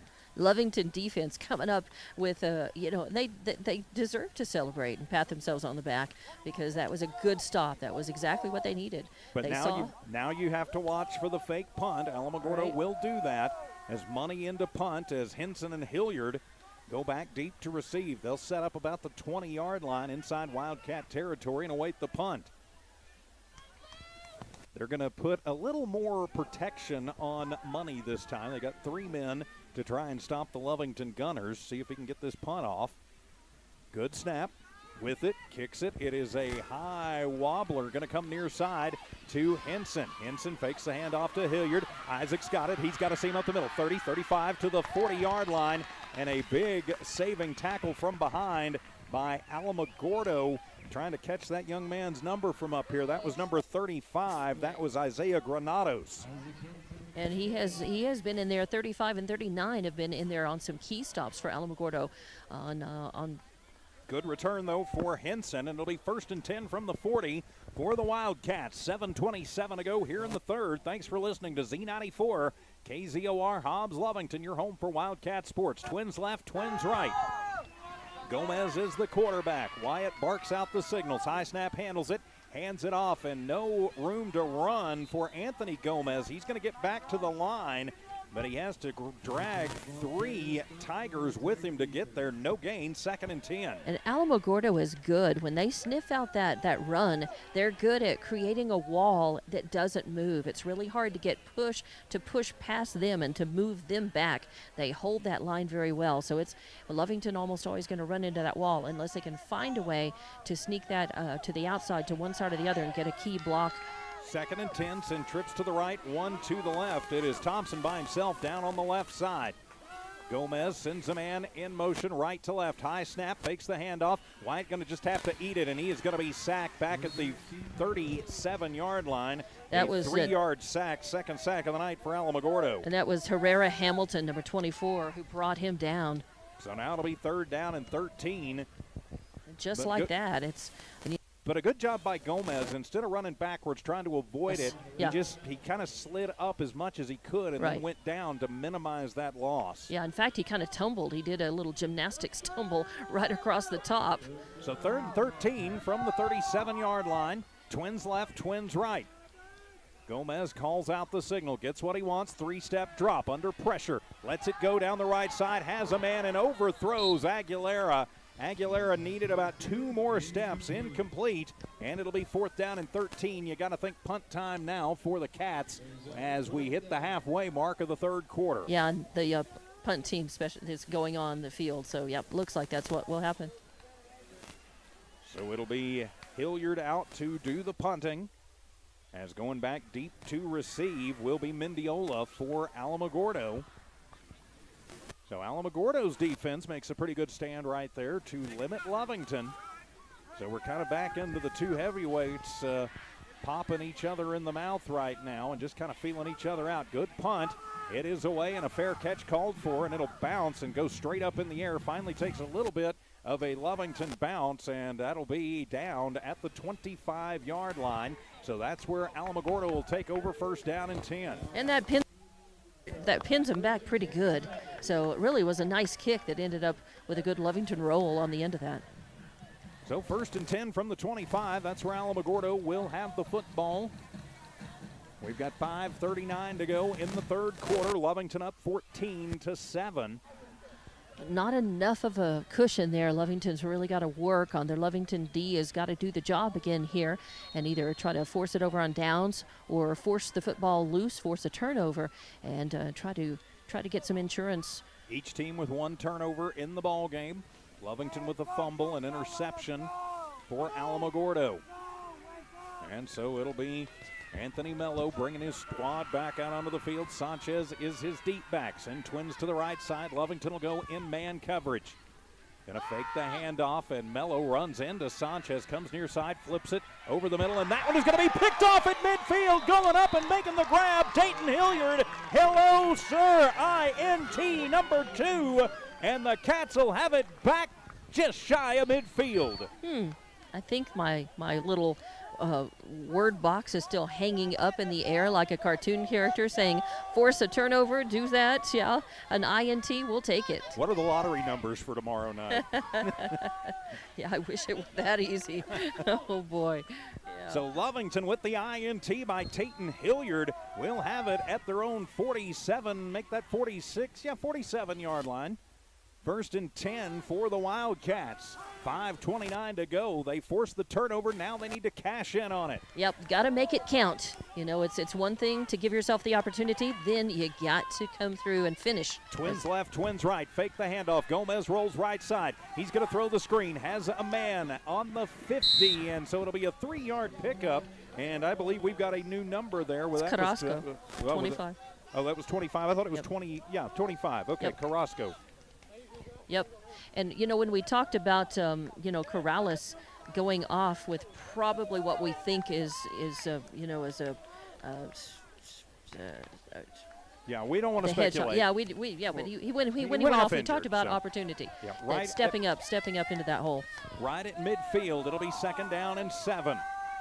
Gomez from the shotgun has Gomez in the backfield with him. Good snap, 3-step drop, pressured, lets it fly near side, underthrown, and that one is going to be almost picked off as the Alamogordo faithful with a collective groan that you could probably hear in Cloudcroft as Anthony Audette comes up empty. I don't know how he didn't get that one, but I'm glad he didn't. It'll be incomplete and 3rd down. Intended for Henson, and he was right there, but, just tremendous pressure coming up the middle, though, from Alamogordo exactly. as Darius Washington, the senior nose tackle, really got into Wyatt's face, and he had to kind of sling that one around him. So pressure under fire, you learn that by seasoning. That comes with experience. From the far hash, twins left, twins right. Send a man in motion from the right to the left. Gomez with it, throws it to that motion man. That is Aguilera. He gets it behind the line, gets out of one tackle, gets out of a second, is across the 50 to the 45-yard line. So he needed 7. He's going to wind up getting 5 of them on the completion, and so it'll be 4th down and about 2. Well, and I think, I think he goes for it. I think you go. Only got a couple of yards G means go, and this is an opportunity to make a statement. Clock continues to move, 4:40 to go. Lovington with only 3 first downs thus far in the ball game, but they do have the lead. So from the 45-yard line, 4th down and 2, the Cats will go for it. Snap good. Gomez with it over the middle. Has a man and across the 40 near the 35-yard line. That is complete to Alec Holguin and move the chains. 1st down Wildcats on a 6-yard completion. Actually, I think that was a number 3. I think it was Aguilera. I thought it looked like a 4, but I'll go with 3. No, it's 3. It's Aguilera. All right, so a 4-yard, make that a 6-yard completion to Aguilera, and it moves the chains for the Wildcats. I'm glad you're down there because up here, when those numbers kind of bunch up, they look the same. Right. But this is the kind of spark that Lovington needed. You can hear the guys really getting revved up over here. 1st and 10 for the Wildcats from the 36-yard line. Fake the handoff to Holguin and keeping it himself and going right up the middle is going to be Gomez.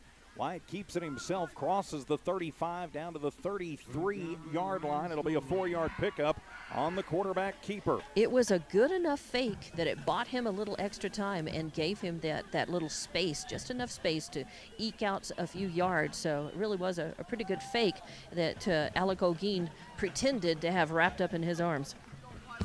So here we go. It'll be 2nd down and about 6 to go for the Wildcats. As always, Gomez from the shotgun, hand it off to Perez, who's hitting the backfield, gets away from it. He's across the 30, goes for the sideline, across the 25 to the 20, and inside the 20 to the 18-yard line before he is finally going to be brought down. It'll be a 16-yard gain, the longest run of the season for Perez, and move the chains. First down, Wildcats. Awesome, and Perez is kind of like a steam engine. He's got really surprising speed. He's a big guy, and when he gets it all moving forward, he's hard to stop. And we'll have a whistle before the play. First down and 10 for the Cats inside the red zone. From about the 16, 17-yard line. First and 10 for the Wildcats. Gomez with it, fakes the handoff, comes across the middle and sliding back in. And that one, was it picked off? Yep. Yes, it is. It'll be a pickoff at the goal line. And so Lovington gives it back. Anthony Audette doesn't lose that second chance, as trying to force it in there was Gomez. He had looked like Olguin wide open on the far seam, but was zeroed in. Not the worst thing that could happen. No, because they're pinned way back. They're pinned way back, and Lovington has a chance now to just kind of to get it back as well. They're riding some good momentum. Okay, so they stuttered a little bit here. That's okay. They've still got the spark. They've got the lead, still 14-7, and they're close enough that if there is a fumble or a turnover, then they don't have far to go to punch it in. So the second turnover of the game, but Alamogordo is pinned back deep at their own 4-yard line. So in the shadow of their own goal, let's see if Coach G decides to bring the house here. And just trying to get it out of the shadow of their own goalpost. It'll be a keeper for Mello, who gets it across the 5 out to about the 7-yard line. It'll be a 3-yard pickup and second down and 7.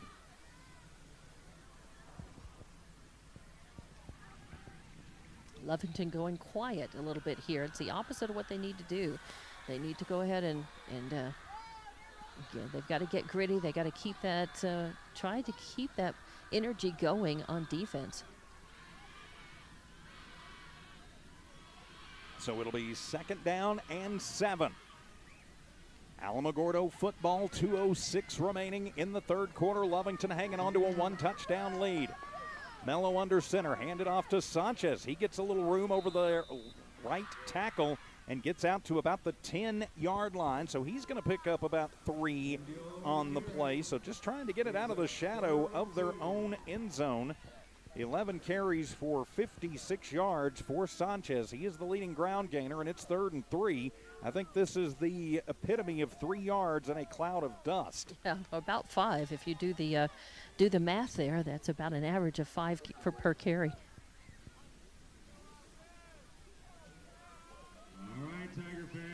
Yeah, about 5.5, 5.6. So it'll be third down and about 3 to go from the 11-yard line. Hand it off to Sanchez. No, it'll be Mello keeping it himself. Sweeps around, crosses the 20 to the 25, gets creamed from behind, but he'll have the first down on the near side. So he takes it from the 13 all the way to the 25. It'll be a 12-yard gain for Alamogordo. And I think that is it Perez or Henson who brought him down? Perez. I think it was Perez. No, actually it is Henson. Henson. It is Henson. They were both over there. I see the 6-2, but yeah, it's Henson.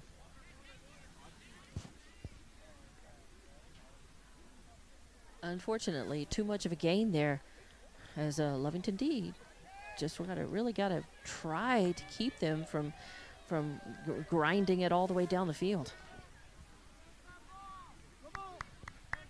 And so it'll be first down and 10 from the 25-yard line. Alamogordo football.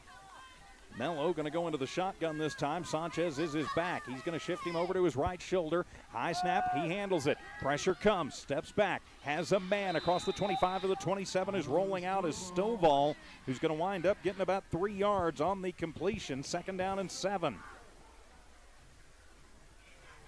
With the clock ticking down, 10 seconds left in the third quarter. I think they're just going to let the clock run out here.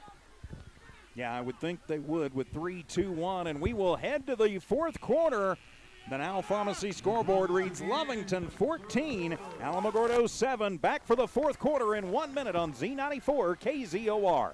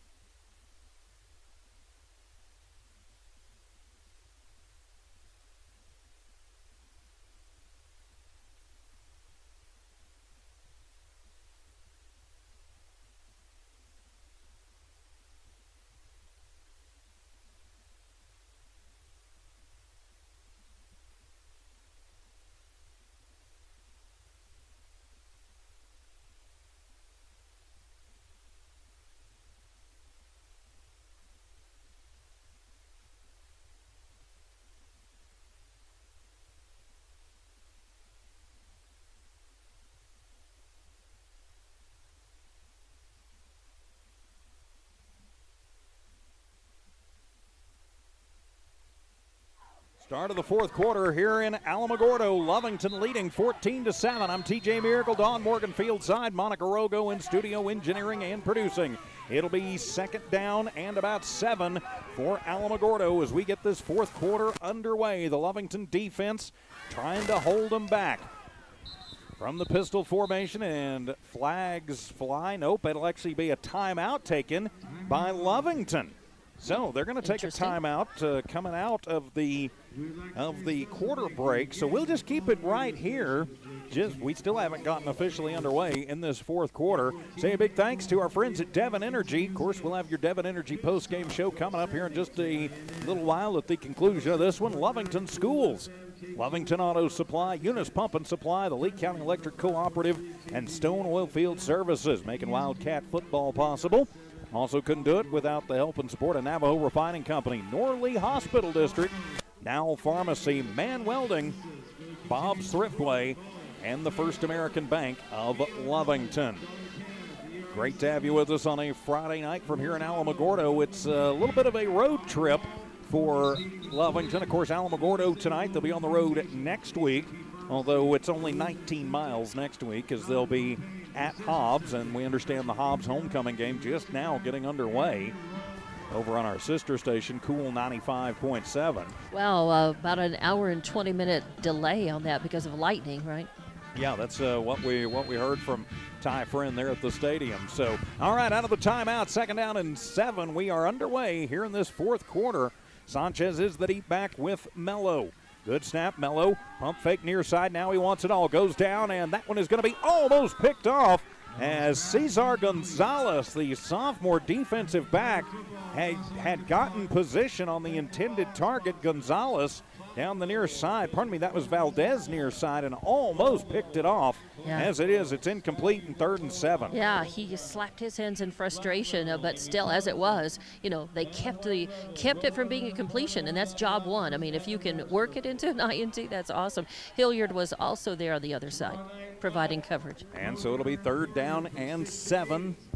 Just underway, fourth quarter. Lovington leads by a touchdown. 14-7 is the score. Alamogordo going to split twins. Now they're going to split trips to the left side, and a late man coming in to go out to the right side. They only had 10 men on the field. He checks in just in time. Mello from the shotgun, high snap.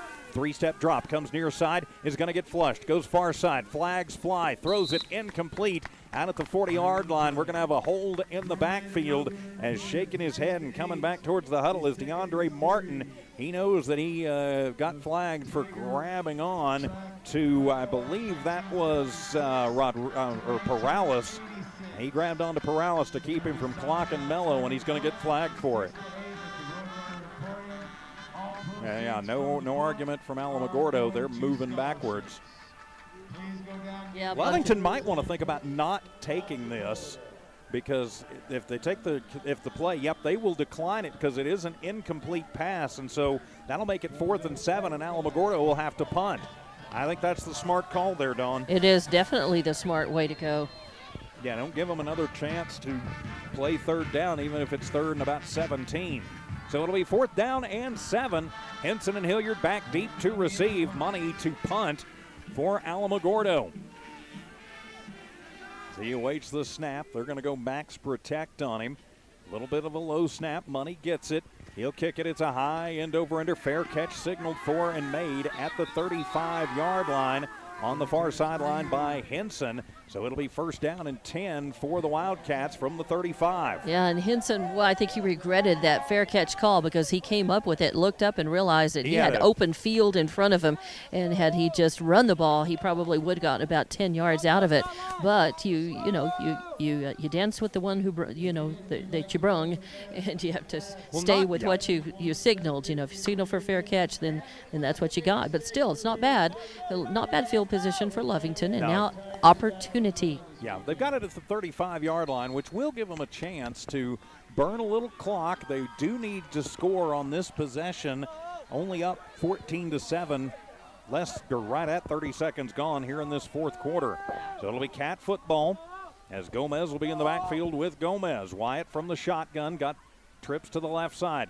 Hand it off to Gomez. Good counter tray up the middle to the 40, to the 41-yard line before he gets stood up and then slammed down almost WWE style by Damon Mayberry. But it is a good run for Anthony Gomez on the counter tray. He's going to pick up 6. It'll be 2nd down and 4. Yeah, this is what you want to do. If you're Lovington, you just move the chains forward. Keep getting forward yardage. If it's on a short run, if it's on a quick pass, you'll take the long big play when you get it.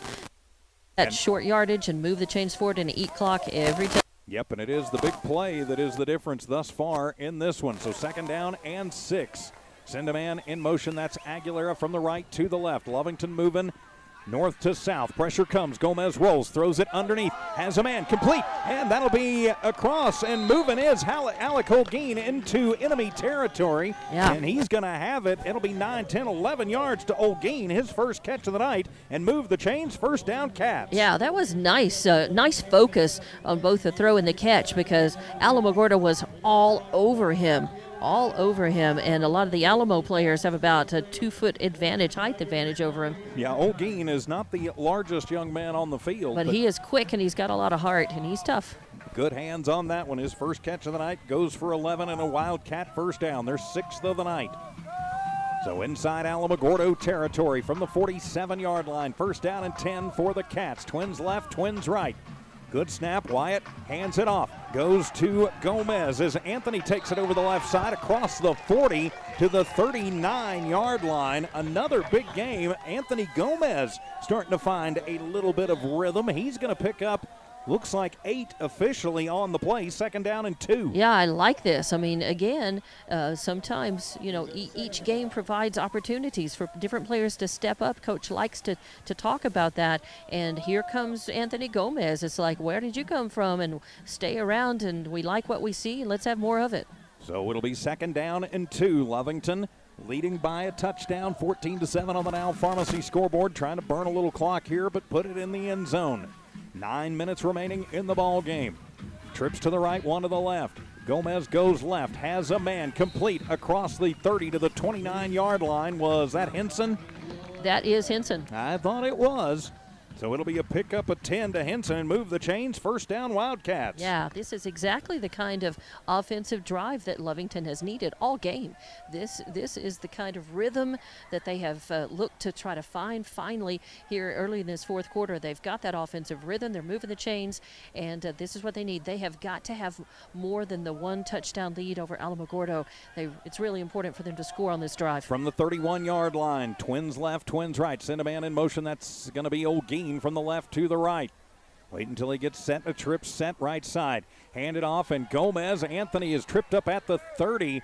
As a nice job. Always give credit where credit is due by Devin Herrera Hamilton. It'll just be a 1-yard gain from Gomez as he upended Gomez in a little bit of a helicopter move there. Right. But still picks up 1, moves, and, positive yardage, and it keeps the clock rolling. 8.5 to go in the ball game. And number 32, Damon Mayberry, also in on that stop for Alamogordo. So it'll be 2nd down and 9. Twins left, Twins right. Deep back in the backfield is Gomez with Gomez. Wyatt from the shotgun.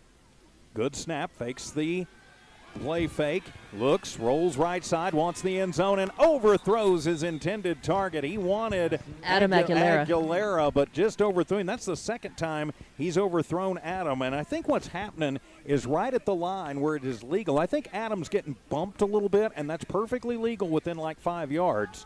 But getting bumped, and so that's throwing the timing off just a little bit. Incomplete, right. It'll be 3rd and 9. And as it was, Gomez is learning to roll out and gauge, and look for the open man and really throw while he's running, while he's moving. And sometimes he's more successful at that than others, but still, he's doing a nice job. Trips to the near side, one up to the left. Gomez from the shotgun. Gomez in the backfield with him. Good snap. Wyatt handles it. 5-step drop. Now he's going to be flushed. Rolls left side. Just going to have to tuck it and take it himself. And is hit out of bounds. Slides on the slickery turf. It's not even slippery. I don't know what you would call it down there, the way they're slipping and sliding. I think they need ice skates out there. Yeah. It's football on ice, and it's a 2-yard gain for the quarterback who was just running for his life. Gomez makes it about a 3rd, may actually make that 4th down, and we'll call it 7. Yeah, officially they're putting 6 on the board So 4th down and 6. Got to get it to just about the 21, and they've got it marked at the 28. So that would be about 7. So and taking time to get the play from the coach and come in. Gomez has got it. Plenty of time on the play clock. Clock stopped when the quarterback went out of bounds. 8:07 to go. And Alamogordo is going to try and get a man off late. And, yep, they're going to go ahead and say timeout. So they'll take the timeout. Too many men on the field so they don't get whistled for the penalty. And so with 8:07 to go in the ball game, a timeout by Alamogordo. Lovington leads 14-7. We're back in 60 on KZOR.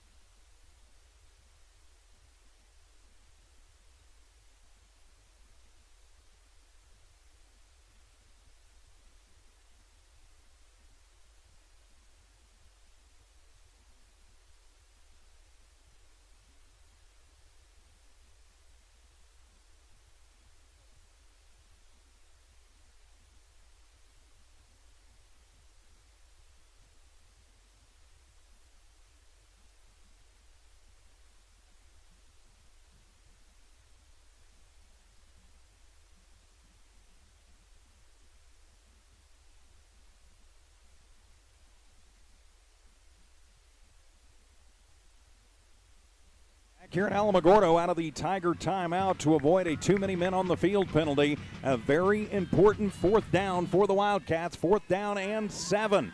I'm TJ Miracle up in the booth. Dawn Morgan is field side. So an important 4th and 7. Wyatt from the shotgun has twins left, twins right. Tries the hard count. Alamogordo jumped off sides. And so that'll make it a much more manageable 4th and about 2, Dawn. Yeah, that's a nice break. And you take advantages, or you take advantage of the breaks you get. And it will be offsides on. They're going to call it 4th and 1. Yep. And I don't know who they actually called that on. Yeah, there were maybe 24. May have been there 24. Yeah, there were 3 or 4 on that line that jumped off. Good job Correct. by Gomez to pull them off sides. So makes it a much more manageable 4th down and a long 1 on the penalty. Lovington driving up by 7. Twins left, twins right. Gomez from the shotgun barks it out. Blitz comes, rolls near side, looking, still being chased, throws it behind his intended target and skips it in there to Aguilera. And so over on downs, Alamogordo's defense bends but does not break.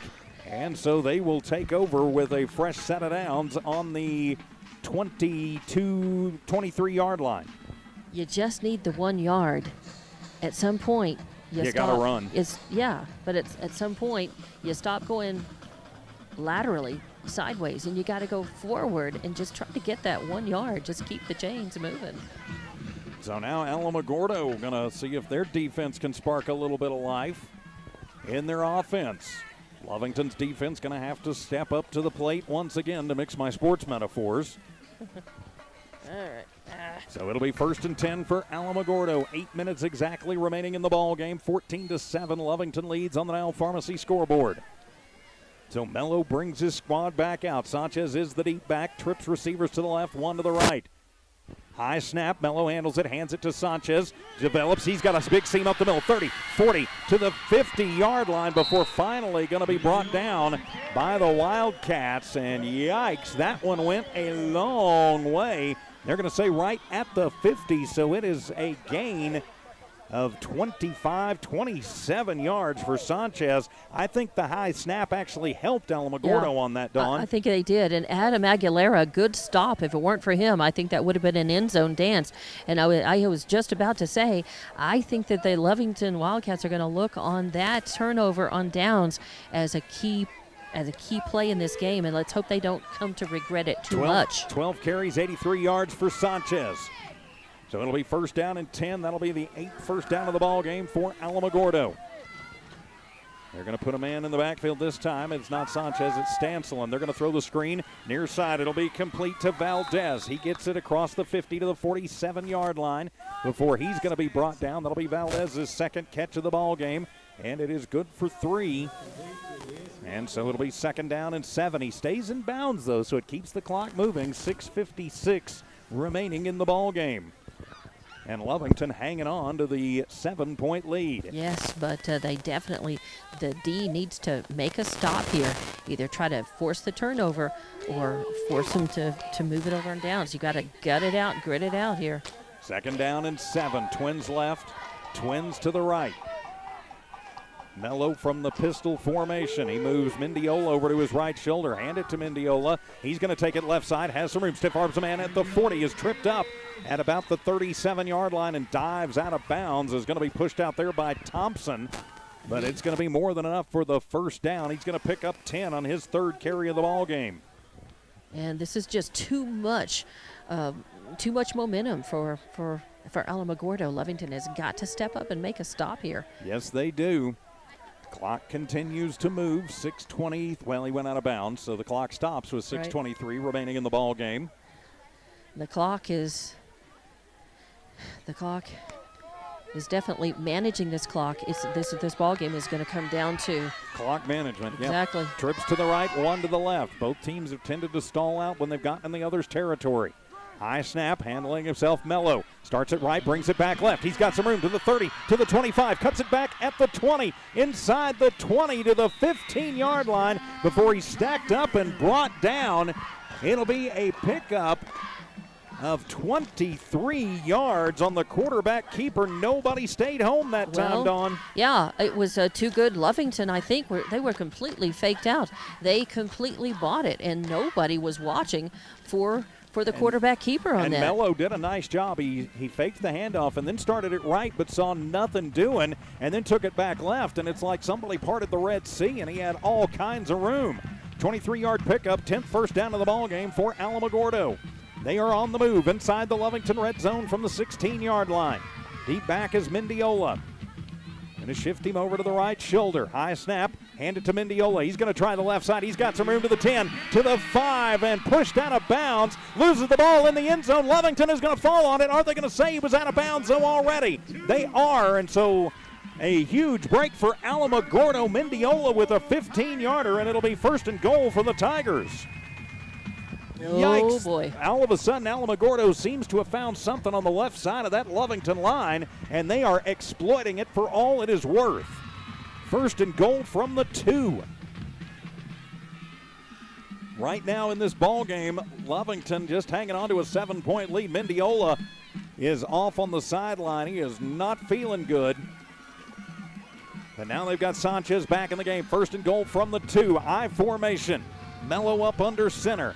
Barking out the plays, keeps it himself, is stacked up at the line and is stopped, gonna be stopped short. Nope, they're gonna say he broke the plane before he went down. So Mello, with his 2nd quarterback keeper of the ball game, makes this a 1-point affair here in Alamogordo on a warm Friday night. Nothing the big boys up front could do on that one, I guess, as they didn't bring him down fast enough. They stopped him, but they've had that trouble of, been able to stop people but not bring them down, and that lets them push forward for what they've needed.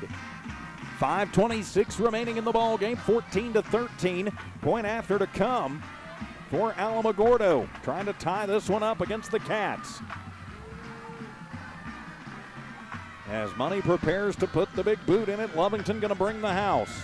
They're going to try for another block. It would be huge. And they come in and a good block to keep it from being blocked, and it is good.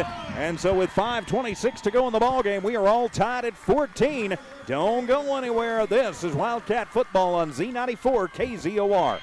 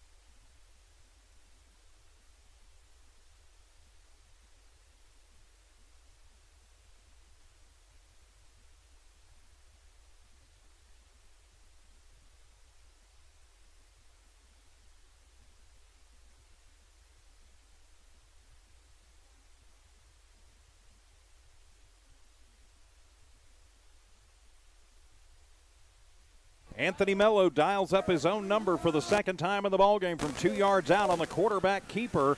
The point after is good, and with 5:26 remaining in the ballgame, it is all tied up at 14 apiece. Don Morgan Field side, I'm TJ Miracle from here at Tiger Stadium in Alamogordo. Monica Rogo in studio engineering and producing. So if you're Lovington here, you've got to watch for the onside. Alamogordo, I've got a feeling, is feeling that they've got all the momentum on their side and may just try and keep it here. As money, yep, it will be the onside, and it will be a mad scramble for it. And I think Alamogordo's got it. They do. Alamogordo executed that to perfection. Lovington did not have any. They had 4 guys on the front, and they knew they were going to do it. Everything they could do to try and get down on it. Nothing that Anson Marquez could do. Once he went down, it was a mad scramble, and Alamogordo and Sanchez got that football, and so now they've got good field position and all the momentum, Dawn Morgan. They do, but Lovington, they've got to spark that defense, and now that defense they're talking whether or not, yep, they decided that it did. They were asking, the officials got together to see if Alamogordo had touched it before it went 10 yards. Right. And they're going to then they decided that actually Lovington touched it first, so it didn't matter. Right. And so it went 10 yards. It's right at the 50, 1st and 10 for Alamogordo, all tied at 15, 5 minutes and 20 seconds to go in the ball game. Under center is Mello. I formation in the backfield. Handed off to the fullback. Actually, Mello keeps it himself. He's got a little room on the right side. Cuts it back at the 40 to the 35 and inside to the 30-yard line before he's finally brought down on a 20-yard quarterback keeper. You can feel the air get electric here in this stadium on this side of things, Dawn. Yeah, and it has definitely gone quiet over here, but Lovington D, they still time if they can force it loose, if they can force that football loose, get it back. They've got time to get down and punch it into the end zone themselves, but they have to work on doing everything they can to stop Alamogordo and try to shake that football loose and get that back. Each team with 2 timeouts, 4:41 to go in the ball game, all tied at 14. I formation, Mello up under center. The deep back is Sanchez. Going to hand it off to the fullback. A spin move from Stable, and he gets a couple of yards over the right tackle and spins out. They're going to give him 3 yards. That's his 3rd carry for 11 yards, and it'll be 2nd down and 7. So and again, Alamogordo feels like they can afford to just do what they need to do. The clock is their friend. They're deep in Lovington territory, and they've got momentum on their side. And I'm going to quit saying momentum, but that's really what it comes down to. Right. The energy is all positive for them right now, and they're making the most of it. And Lovington has had their chances, and here is one that they've got to create another opportunity for themselves. Lovington, Alamogordo's not going to do that from the 27-yard line. Send twins left, 1 right. Whistles sound, and Coach Cisco is out. He is not happy. Guys moving around and bouncing all over the place. So he burns a timeout with 3:44 remaining in regulation. All tied at 14. We're back in 30 seconds on Z94 KZOR.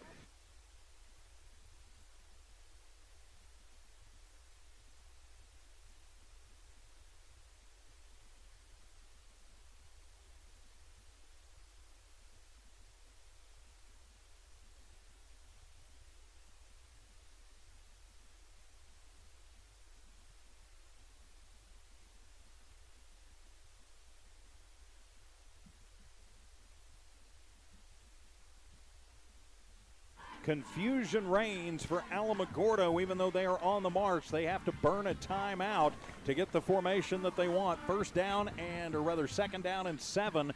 3:44 to go, but they are deep in Lovington territory, Dawn. They are, and Lovington has to remember the game is tied. They're not losing this game, but they are losing the energy and the momentum battle, and they've got to stop Alamogordo here, or even better, shake the football loose, try to get it back and get a score on the board for themselves. It can happen. They've done it. They just need to do it here. So it'll be 2nd down and 7 to go. Mello from the pistol formation this time. Sanchez is his deep back. He'll move him over to the left shoulder. Alamogordo moving right to left. It's a high snap, and it'll wind up in the hands like a wildcat of the running back Sanchez, who gets it down inside the 25 to about the 20. Wow, they're going to give him a pretty good mark at the 22-yard line. It'll be a pickup of 5 for Sanchez on a blown play. So that'll make it 3rd down and 2. Yeah, that was a really high snap. I thought for a moment there was a glimmer of hope that he wasn't going to be able to control the ball and bring it down, that Lovington, it might be a loose ball, but he did control it. He just had to go way high for it. So it'll be a 3rd down and 2. And Monica, please tell Tiff I'll help her when I can. I formation. It'll be a handoff going left side. Sanchez trying for the corner. He's across the 15 to the 10 and going to be pushed out at the 10-yard line. But he had some running room and he took advantage of it. It'll be 1st down on a 12-yard gain for Sanchez, which gives him 100 on the nose. And that is the 12th 1st down for Alamogordo. 1st and goal, well, just outside the 10 from the 11. So 1st and 10 from the 11.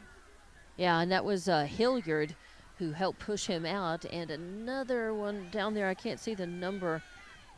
Could have been Enriquez. I believe that may have been Perez, but I think it was 30-something, maybe in Enriquez. But so anyway. it'll be 1st down. You got a better angle at it than I do. So 1st down and 10 from the 11. I formation. Alamogordo on the march with 2:58 remaining in the ball game. All tied at 14. Handed off to the big fullback as Stovall goes up the middle, and he is into the end zone, dragging Wildcats with him. 11 yards for Stovall, and that will make this an Alamogordo lead, 20-14.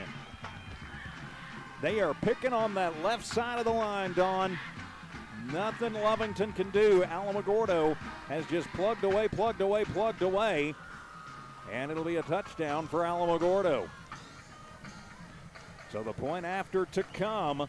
So Lovington has got to find some energy and respond quickly, Dawn. They do. I mean, it's due time now here for them. If they could block this punt, that would, I mean, this point after this conversion attempt, if they could block this like they have blocked a couple of other kicks in this game, this would be huge for them. And that would be the first thing they would need to do, try to block this and get the ball, quickly make a big play, get down there, and either tie it up or go ahead. As Money prepares for the point after, Lovington looks like they're going to bring everybody in. It's a low snap. He gets it off the turf, though, and somehow nubs it through the uprights. So with 2:48 remaining in the ballgame, Alamogordo 21, Lovington 14. We've got a good one. We're back in a minute here on Z94 KZOR.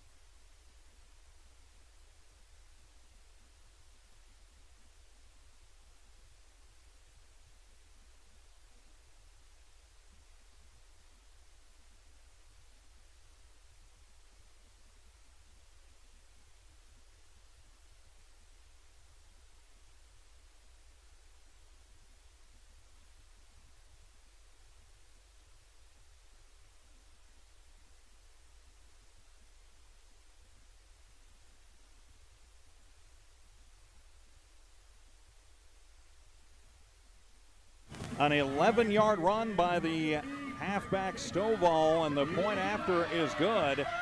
And so the Alamogordo Tigers have taken the lead 21-14 over the Lovington Wildcats. I'm TJ Miracle, Dawn Morgan, fieldside, Monica Rogo in studio engineering and producing, and they will kick it away this time, and it'll bounce and they'll let it go out. And so Lovington now has a choice, make them re-kick it, or do they take it at the 35 with 2:43 to go in the ball game and 2 timeouts? I think it looks like they're going to take it on the 35. Yeah, and I think that's probably what I would do. So 2 minutes, 43 seconds to work with. They can get it done.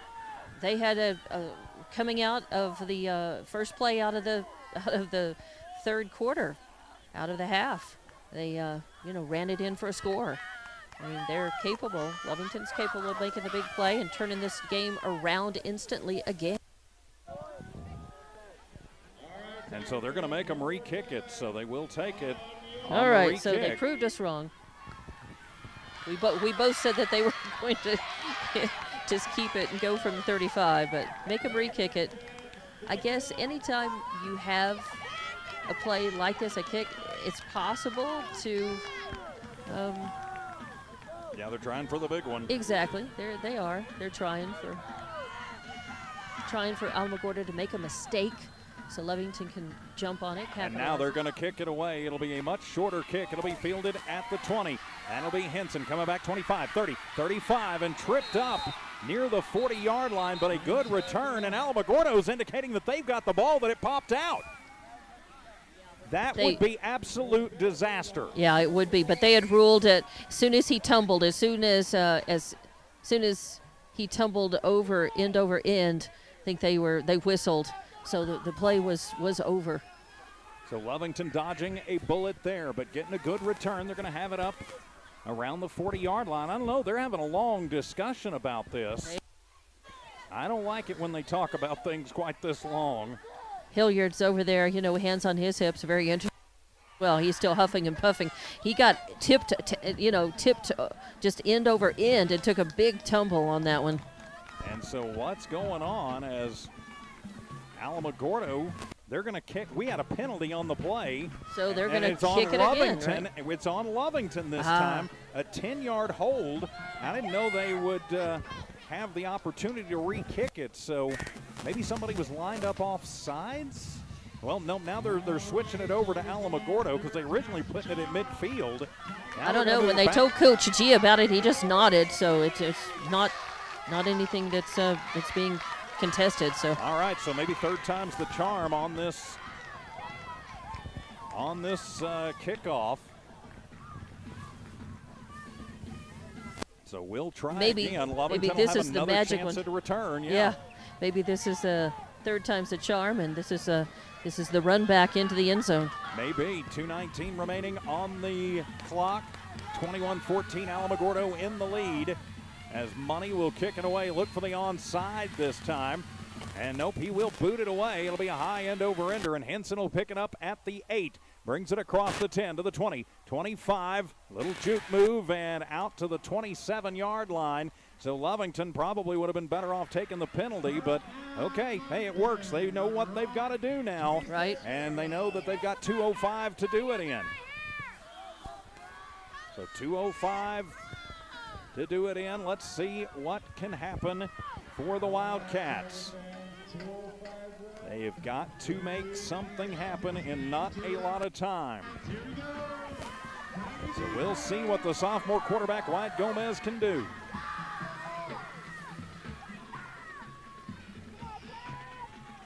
And again, I apologize. I'm working on about 3 things up here. So 1st and 10 for the Wildcats. They have got to score, and they've got to score quickly. 2:05 and 2 timeouts to work with. Trips to the right, 1 to the left. Gomez from the shotgun. Low snap, handles it, throws the screen near side. Aguilera has it, gets out of a tackle at the 30 to the 35, up the sideline across the 40 and steps out at the 42-yard line. It'll be a pickup of about, call it 16, and move the chains. First down, Cats. Yeah, nice run, and most importantly, getting out of bounds to stop the clock. 177 through the air for Gomez. 62 for Aguilera with a touchdown reception. So it'll be 1st down and 10. That's the 9th first down of the ball game for the Wildcats, but oh no, it's coming back. We got a hold on the play. Oh boy. I didn't see it come out, but they called it late.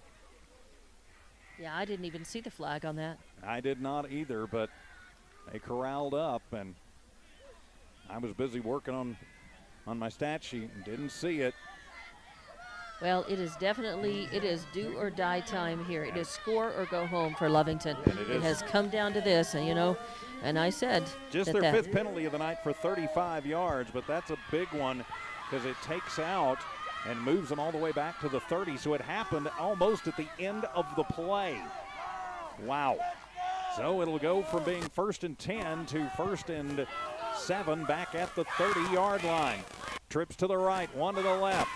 Hand it off. Gomez up the middle with a little room. Going to work his way forward over the right tackle to about the 35-yard line.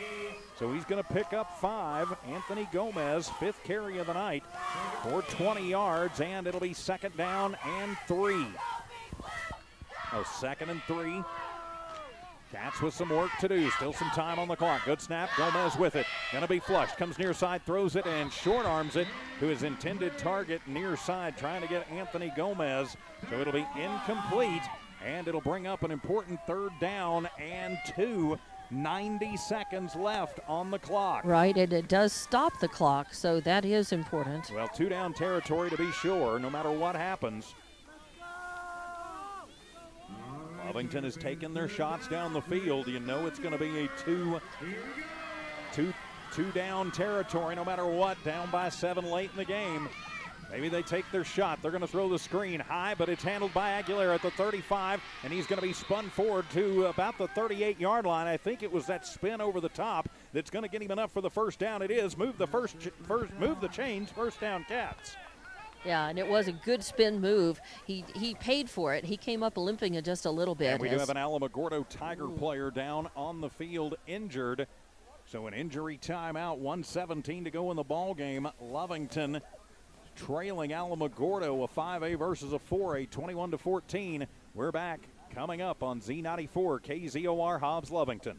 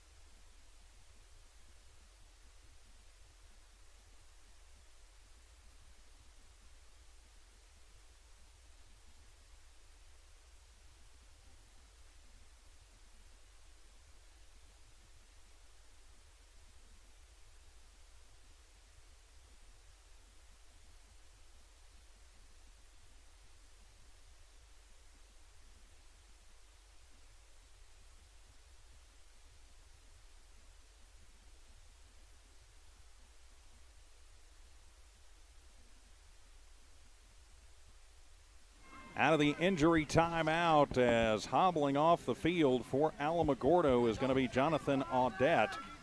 Now, he has done a lot of good blocking up front. If you're wondering why I didn't have the camera over there, we try not to show the injuries when they're working on the players. So 1st down and 10 for Lovington, 1:17 to work with, trailing by 7. From the 38-yard line, still inside their own territory. With Dawn Morgan, I'm TJ Miracle, Monica Rogo in studio engineering and producing.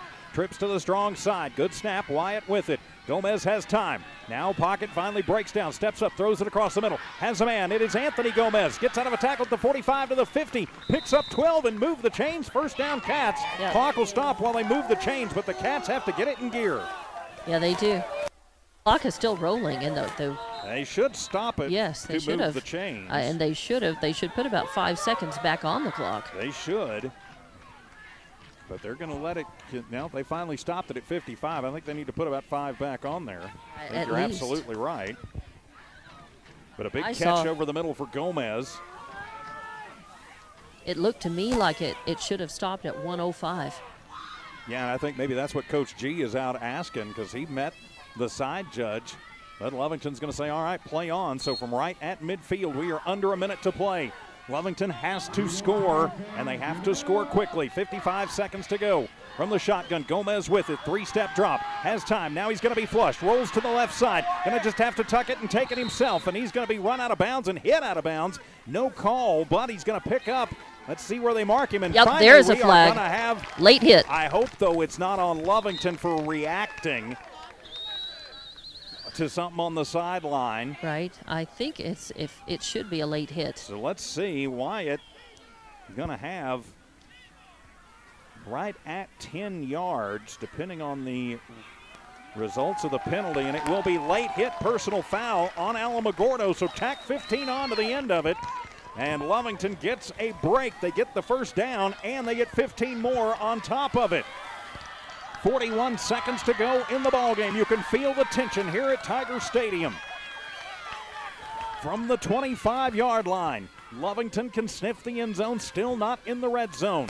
That was a nice run on what ended up being, it wasn't a design quarterback keeper, but Gomez made the most of it and most importantly got out of bounds and then drew the late hit. Yes, he did. Twins left, twins right from the far hash. Good snap, Gomez with it, good protection, comes near side, has a man getting out of the first tackle at the 20, still up, and coming down to the 15-yard line. It'll be enough for the Lovington first down.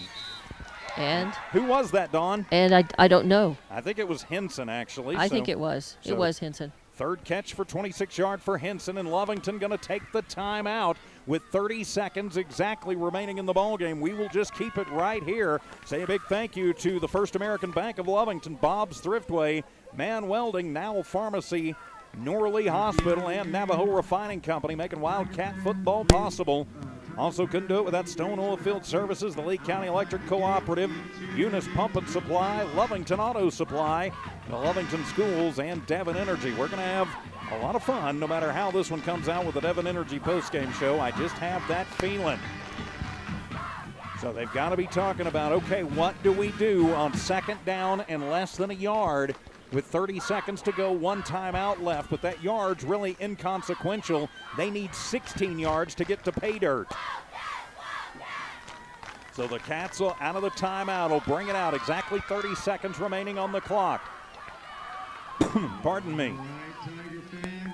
Lovington football, 2nd and 1, but that's not important. It's really everything you've got. You need 16 yards. For the Wildcats, Gomez from the shotgun. Gomez in the backfield with him. Twins left, twins right. Wyatt barks out the signal, sends a man in motion left to right. That is Olguin. Gonna roll to the right side. Looking, still pressured. Gets a block late and lets it go and is out of bounds and is hit out of bounds, but no call. And they are saying he got out of, that he threw it away, got out of bounds, so it'll be incomplete, but he burned a lot of time on that. 18 seconds left on the clock. He did, and Olguin ran the route and was down in the end zone and actually was open, and I don't know why, from his view, Gomez could not see that he was down there. Good. But there was good coverage on him, but still, Olguin was open. Good pursuit by Aiden Cayazo for Alamogordo. I think it's easy for us to say, hey, why didn't you see this? Why didn't you see that? When there's all kinds of pressure on you, and maybe some big bodies between you and the other guy too. So 18 seconds to go. It is 3rd down and 1. Lovington inside the red zone, trails by 7. Send a man in motion. They bring the blitz, going for the left corner and up and at him, and Henson, yes sir, put 6 on the board.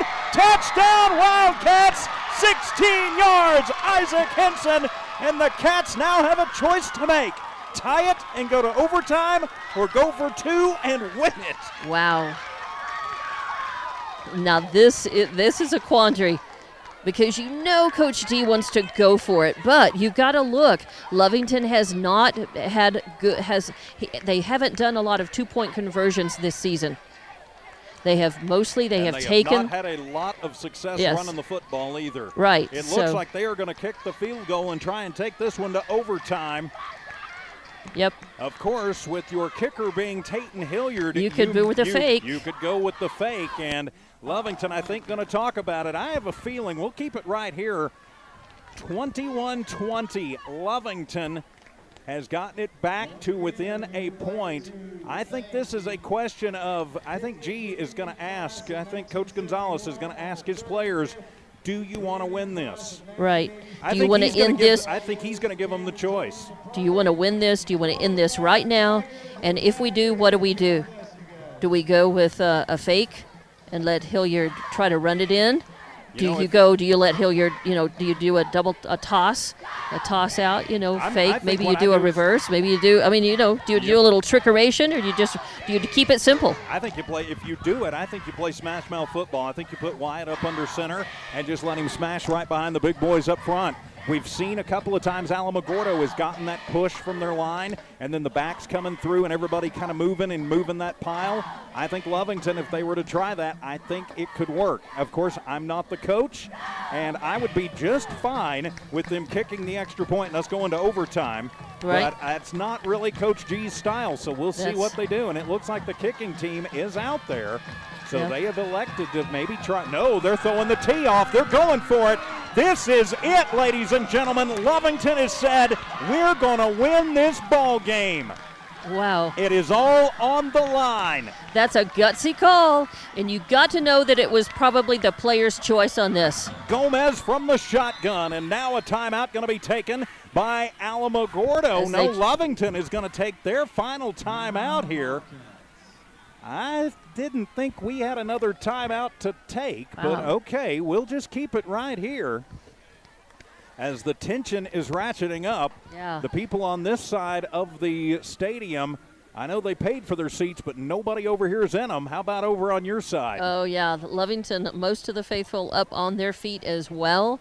And, you can cut the tension with a knife. I think everybody is, it's the what do you do? What do you do? Do you do this? Do you do that? All right, they decided. We think that they decided one thing. Now, are they changing their mind? Are they rethinking it? What's going on, I don't know, but I'm looking forward to finding out. So, yep, this is a thrilling end to a game that really was just kind of slogging it out. This was a game in the trenches, as you said, kind of making the boxing analogy, and that was it's just been the two heavyweights kind of just knocking at each other with the occasional big play, and now it's come down to just this last couple 3-4 minutes of this game has been incredibly exciting. Yes, it has. All that matters is 2 yards from the center hash mark. There would still be time on the clock for Lovington to attempt an onside, but you've got a feeling that this will decide the ball game. Gomez in the backfield. Send a man in motion. That is Aguilera. Comes back to the right side. Good snap. Wyatt looks. Throws it across the middle. Has a man. Put 2 on the board. And the Cats have taken the lead. 22-20 on the dart thrown to Tayton Hilliard. Oh, my goodness. 22-21 and a Wildcat down on the field. But the Wildcats have taken the lead. With the injury timeout and with the touchdown, we will take a timeout as well. 13 seconds left on the clock. Lovington leads back in 60 on KZOR Hobbs Lovington.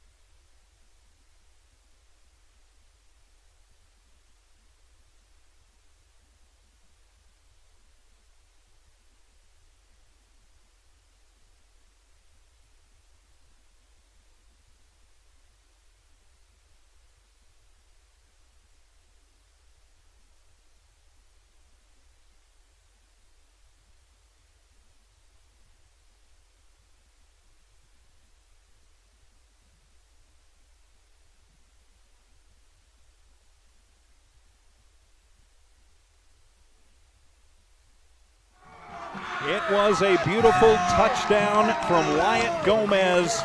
He completed that to Isaac Henson for 16 yards into the end zone. Then the 2-yard, 2-point conversion to Tayton Hilliard on a crossing route at the back of the end zone. Lovington said, to heck with overtime, we want to win it.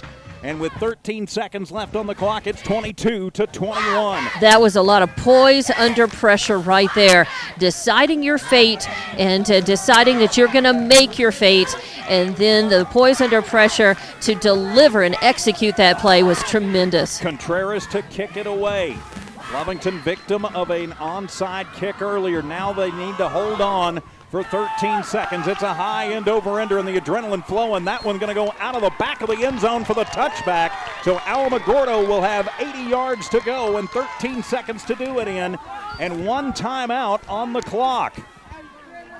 Got to guard against that big breakaway play here, because Alamogordo, they have nothing to lose. They're going to go for it. Yes, they certainly are going to go for it. Alamogordo has scored 14 points in this fourth quarter and had the lead 21-14 after an onside kick. Yeah, they're going to just try to throw up, do whatever they can, throw up something big, make that big play, and they're going to do whatever it takes, because really this is last-second desperation for them, and a desperate team is one you have to watch out for. Yes, it is. So Alamogordo going to come out in an empty set in the backfield. Nope, they're going to send Sanchez over onto the right shoulder of Anthony Mello. Nope, now they're going to split him out wide to the left. Twins to the trips to the left, twins to the right. There we go. I'll learn my left from my right here. And it's a good snap. Mello with it, has time. Lovington going back. He's going to throw it, and that one is going to be almost picked off. Great coverage on the near side by number 6. That was Joseph Perez knocking down Gonzalez, the intended target, and it'll be 2nd and 10. Not that it matters with 8 seconds to go. It's really 2nd and 80. Because anything other than a touchdown does not matter for Alamogordo. As the Alamogordo faithful, you could probably hear it with the groan on the 2-point completion. And now trying to urge their Tigers on. The Lovington faithful urging the Cat defense to make one more stand. Trips left, 2 right in the middle of the field from the 20-yard line. Lovington leads by a point, and everybody jumps. It looked like some of the guys on the Alamogordo line moved first. I think it's going to be false start on Alamo instead of offsides on us. But we'll see, and it will be false start on Alamogordo. Move them back 5 yards. Their 9th penalty for 65 yards in the ball game. And so that just makes it to where they've got 85 yards. They've got to go in 8 seconds instead of 80. Right, 2nd and 15 officially on the clock with 8 seconds left to play. Lovington in the lead, 22-21. It doesn't get more exciting, doesn't get closer than this. No, it doesn't. The Devon Energy postgame show is going to be a lot of fun. Trips to the left, 2 to the right. Lovington shows blitz, high snap. Mello handles it, and he's going to be flushed for his life. Comes near side as the clock gets down to 2 to 1. Throws it across his body, and that one is going to be picked off. As getting to it and picking it off is Joseph Perez, and the 3rd INT of the game. And the Lovington Wildcats have won a thriller in Alamogordo against a top 5 5A team. 22-21 the final. Oh my goodness. To quote the late, great Keith Jackson, whoa, Nelly. We're coming back with the Devon Energy postgame show in 3 minutes here on Z94 KZOR.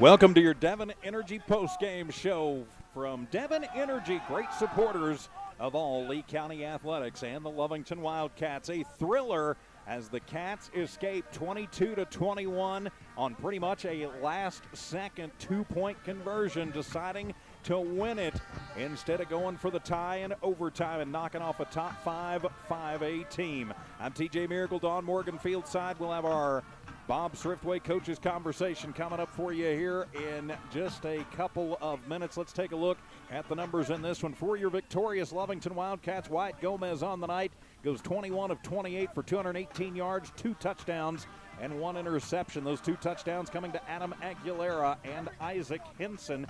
Tayton Hilliard, 3 touchdowns. He did throw all 3 touchdowns. Henson, Hilliard, and Aguilera each with a receiving touchdown. The one to Hilliard was 60 yards. Tayton also catching the 2-point conversion, which put him up over the top. Leading receiver tonight was Tayton. He had 3 catches, 86 yards in the touchdown. Adam Aguilera, 8 catches, 65 yards, 2 touchdowns, or in a 2-yard touchdown. And Isaac Henson with 4 catches for 42 yards, including the 16-yard touchdown. On the ground, Isaac Henson on a Wildcat play, 67 yards, leading rusher for the Cats tonight. Anthony Gomez, 5 carries, 20 yards. Joseph Perez, 5 carries, 18 yards. Wyatt Gomez, he wound up in positive territory, 5 carries for 5 yards. Alec Holguin on a busted end around, lost 7 yards. So if you're keeping score at home, 218 through the air, 103 on the ground, 321 total. Lovington, a very clean game, only flagged 5 times, 5 accepted times for 35 yards. They had 12 first downs in this ball game. They score 7 in the second, 7 in the third, and a crucial 8 in the fourth to get the win. That's how they get to their 22 on the board as the huddle is breaking up down in the north end zone. So let's give you your Bob Thriftway coaches conversation. If you, it doesn't look like we are quite ready yet. Yeah, he's coming. He's making his way toward me right now. These Cats are bruised up, banged up. They've sweaty. They are tired, and they have a good reason to be. Man, they just played a gritty game. Congratulations, Coach. It's your money's worth when you come up here. I was gonna say, Unbelievable. Really, do you guys know how to finish a game any other way than just, heart stopper down to the final seconds? It's just unbelievable. It's like I told our team, the most resilient football team that I've been around, and I've coached high school football for 17 years. And this group right here, they're special. And I told them on Tuesday after practice. Tuesday was a rough day. It was hard. A lot went into that practice. And I told them, this is a special group. But when you got a special group and you want to accomplish something special, you got to make special sacrifices. And these kids right here, every single day they're going above and beyond what we're asking them to do, finishing everything that we're asking them to do. And that's why when we get in a great big football game like this, they're able to finish. We get down there, we punch that sucker in, we send the field goal or the PAT unit out onto the field. All 4 of our receivers come over there and go, "No, coach, we want to go for 2 right now. We want to finish the game right now. We are going to finish the game." Took a timeout, put it in their hands. It's what they wanted, and just so proud of them. That's what I said. I think that this is the team's decision to go for it right here. I really felt like that was what was going on in the huddle over there. And you're right. Now, you guys, you talked about you practice like you play. You play like you practice. And you just told them that was the reason why they won this game, because they go above and beyond in practice. They do what you guys ask them to do, and even tired, even hard. And you also said something else. I think everything that we want is on the other side of hard. Absolutely. Our football schedule, it's loaded. Every single week we got to play our very best football to have a chance to win. And it's hard. It's hard. It's unbelievably hard. We got a bunch of guys playing both ways. It's unbelievable. We got a guy go down. We got to stick a young guy in there, and he does a phenomenal job. The things that they're having to do to get these victories, it's hard. And everything that they want to accomplish. Lovington football has not been 3-0 since 2001. I heard that in the This is a special group, and and we tell them every day, everything that they want is on the other side of hard, and that's how we attack everything. There's nothing. We can't prepare any other way than that, because if we prepare any other way than that, we're not going to have the opportunity to win great big football games like we did tonight. When you get the opportunity on the field, if you haven't done the hard work already, you don't know what it takes to do it now. And these guys have come through, and yet again, and as you said, 3-0 since 2001. That's incredible. And these haven't been easy teams to beat. No, and they're not going to get any easier either, So every single week, like I said, they're going to have to play their very best football to have a chance to win. And I'm just so unbelievably proud of how resilient this group was. Came out here in the second half and did what we've been asking them to do the last 3 weeks, and that's finished better than that other team on the other sideline. And they did it, and I'm proud of them. You told them there are mistakes to work on this week. What are those mistakes that you see that you want to fix? I think, their game plan was they were just going to try to keep our offense off the field and just try to muscle at us. And, we knew that coming into it that they're a type of football team that wants to run it in a phone booth, and so we kind of got them out of that. And when we got them out of it and they opened up the formation, it kind of rattled our box a little bit. And so, and that's a little bit, that's my fault, just because of the fact of we prepared for 12 personnel, 22 personnel, and didn't really rep the spread stuff. So that's something that I can learn from. But, like I said, our kids finished the game. We get out here, finish on defense, and, we get them, they threw the football to us, and we ended the game. So we had some struggles defensively, but I know, like I said, they want to fix their mistakes. And so they're going to come in tomorrow morning. We're going to fix them. We're going to enjoy this one for a couple of hours and then get ready to roll. Yeah, you need to celebrate for a minute. Corrales down with the injury. Any word on him or what that's going to mean for next week? I think it's not as severe as we've all made it out to be. I think, they kind of jumped to the conclusions of sending that wagon out there, don't do that, and so, but I think they took him to the doctor right now just to check. Our trainer feels real good about it, and he's a savage, so he'll get him taken care of. It looked like maybe it was concussion protocol because they took the helmet off. No, was it physical? Yeah, I think it was his arm, I think is what it was. Okay, yes, all right. But, as I said during the game when that happened, it's opportunity. Mm-hmm. You look at it as a loss of a player, but you look at it as, hey, it's time for somebody to step up, come in, and they did. Yeah, Cesar Gonzalez did a fantastic job, and they tried to pick on him a couple of times, and why wouldn't you? Yeah. But he stepped up and did a phenomenal job. I mean, that's a lot of pressure for a sophomore, and he did a phenomenal job, and we're proud of him. We knew that he could play.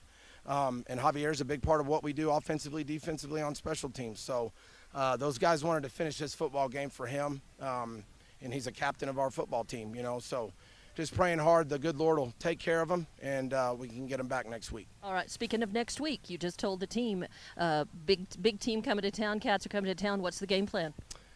Well, we better get ready to go because that's a really good football team, and it's the largest school in the great state of New Mexico, and it's not every week that you get to play the largest school in the great state of New Mexico. It's a big rivalry. So I know the kids are looking forward to the opportunity. It's always a great game, sick environment. So just have to have a great week of preparation and, get ready for this one because we're going to have to play our very best football to have a chance to beat those Hobbs Eagles. Yeah, and it's a different team, than they're seeing against Alamogordo this time. So, and by the way, that Hobbs game tonight was very delayed because of lightning. So, and a homecoming situation as well. So it'll be interesting to see what you're coming off, what you're up against with them coming off of this game tonight. And I know that's going to be a big emotional game for them, just because. That game they lost to Artesia, I know they didn't want that to happen. I know Roswell High is hungry. So I knew that it would be an emotional game. So I'm interested to see how that sucker turns out. All right. Well, thanks as always for your time. Great excitement. Nice to be up 3-0. So young in this season. Again, it's awesome. Good luck next week. Thanks, Coach. Thank you very much. Thank you. Our Bob's Thriftway Coaches conversation with Coach Anthony Gonzalez. Thanks to Coach G for joining us at the end of the game each and every week, courtesy of our friends at Bob's Thriftway. So we'll take another 1-minute timeout, come back and wrap this one up. This is the Devon Energy Postgame Show on Z94 KZOR. 1 minute. Thank you, ma'am.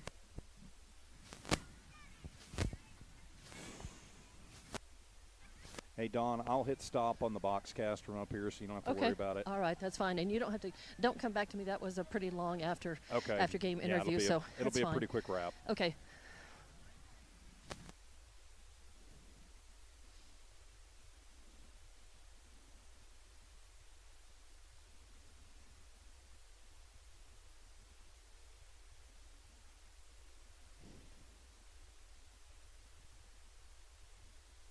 was exciting. 30 seconds. Okay.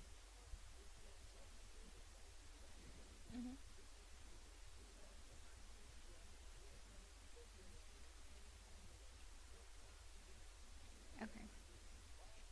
Yeah, this is his last break. 10 seconds, TJ. Okay. Okay. 5, 3, 2, 1.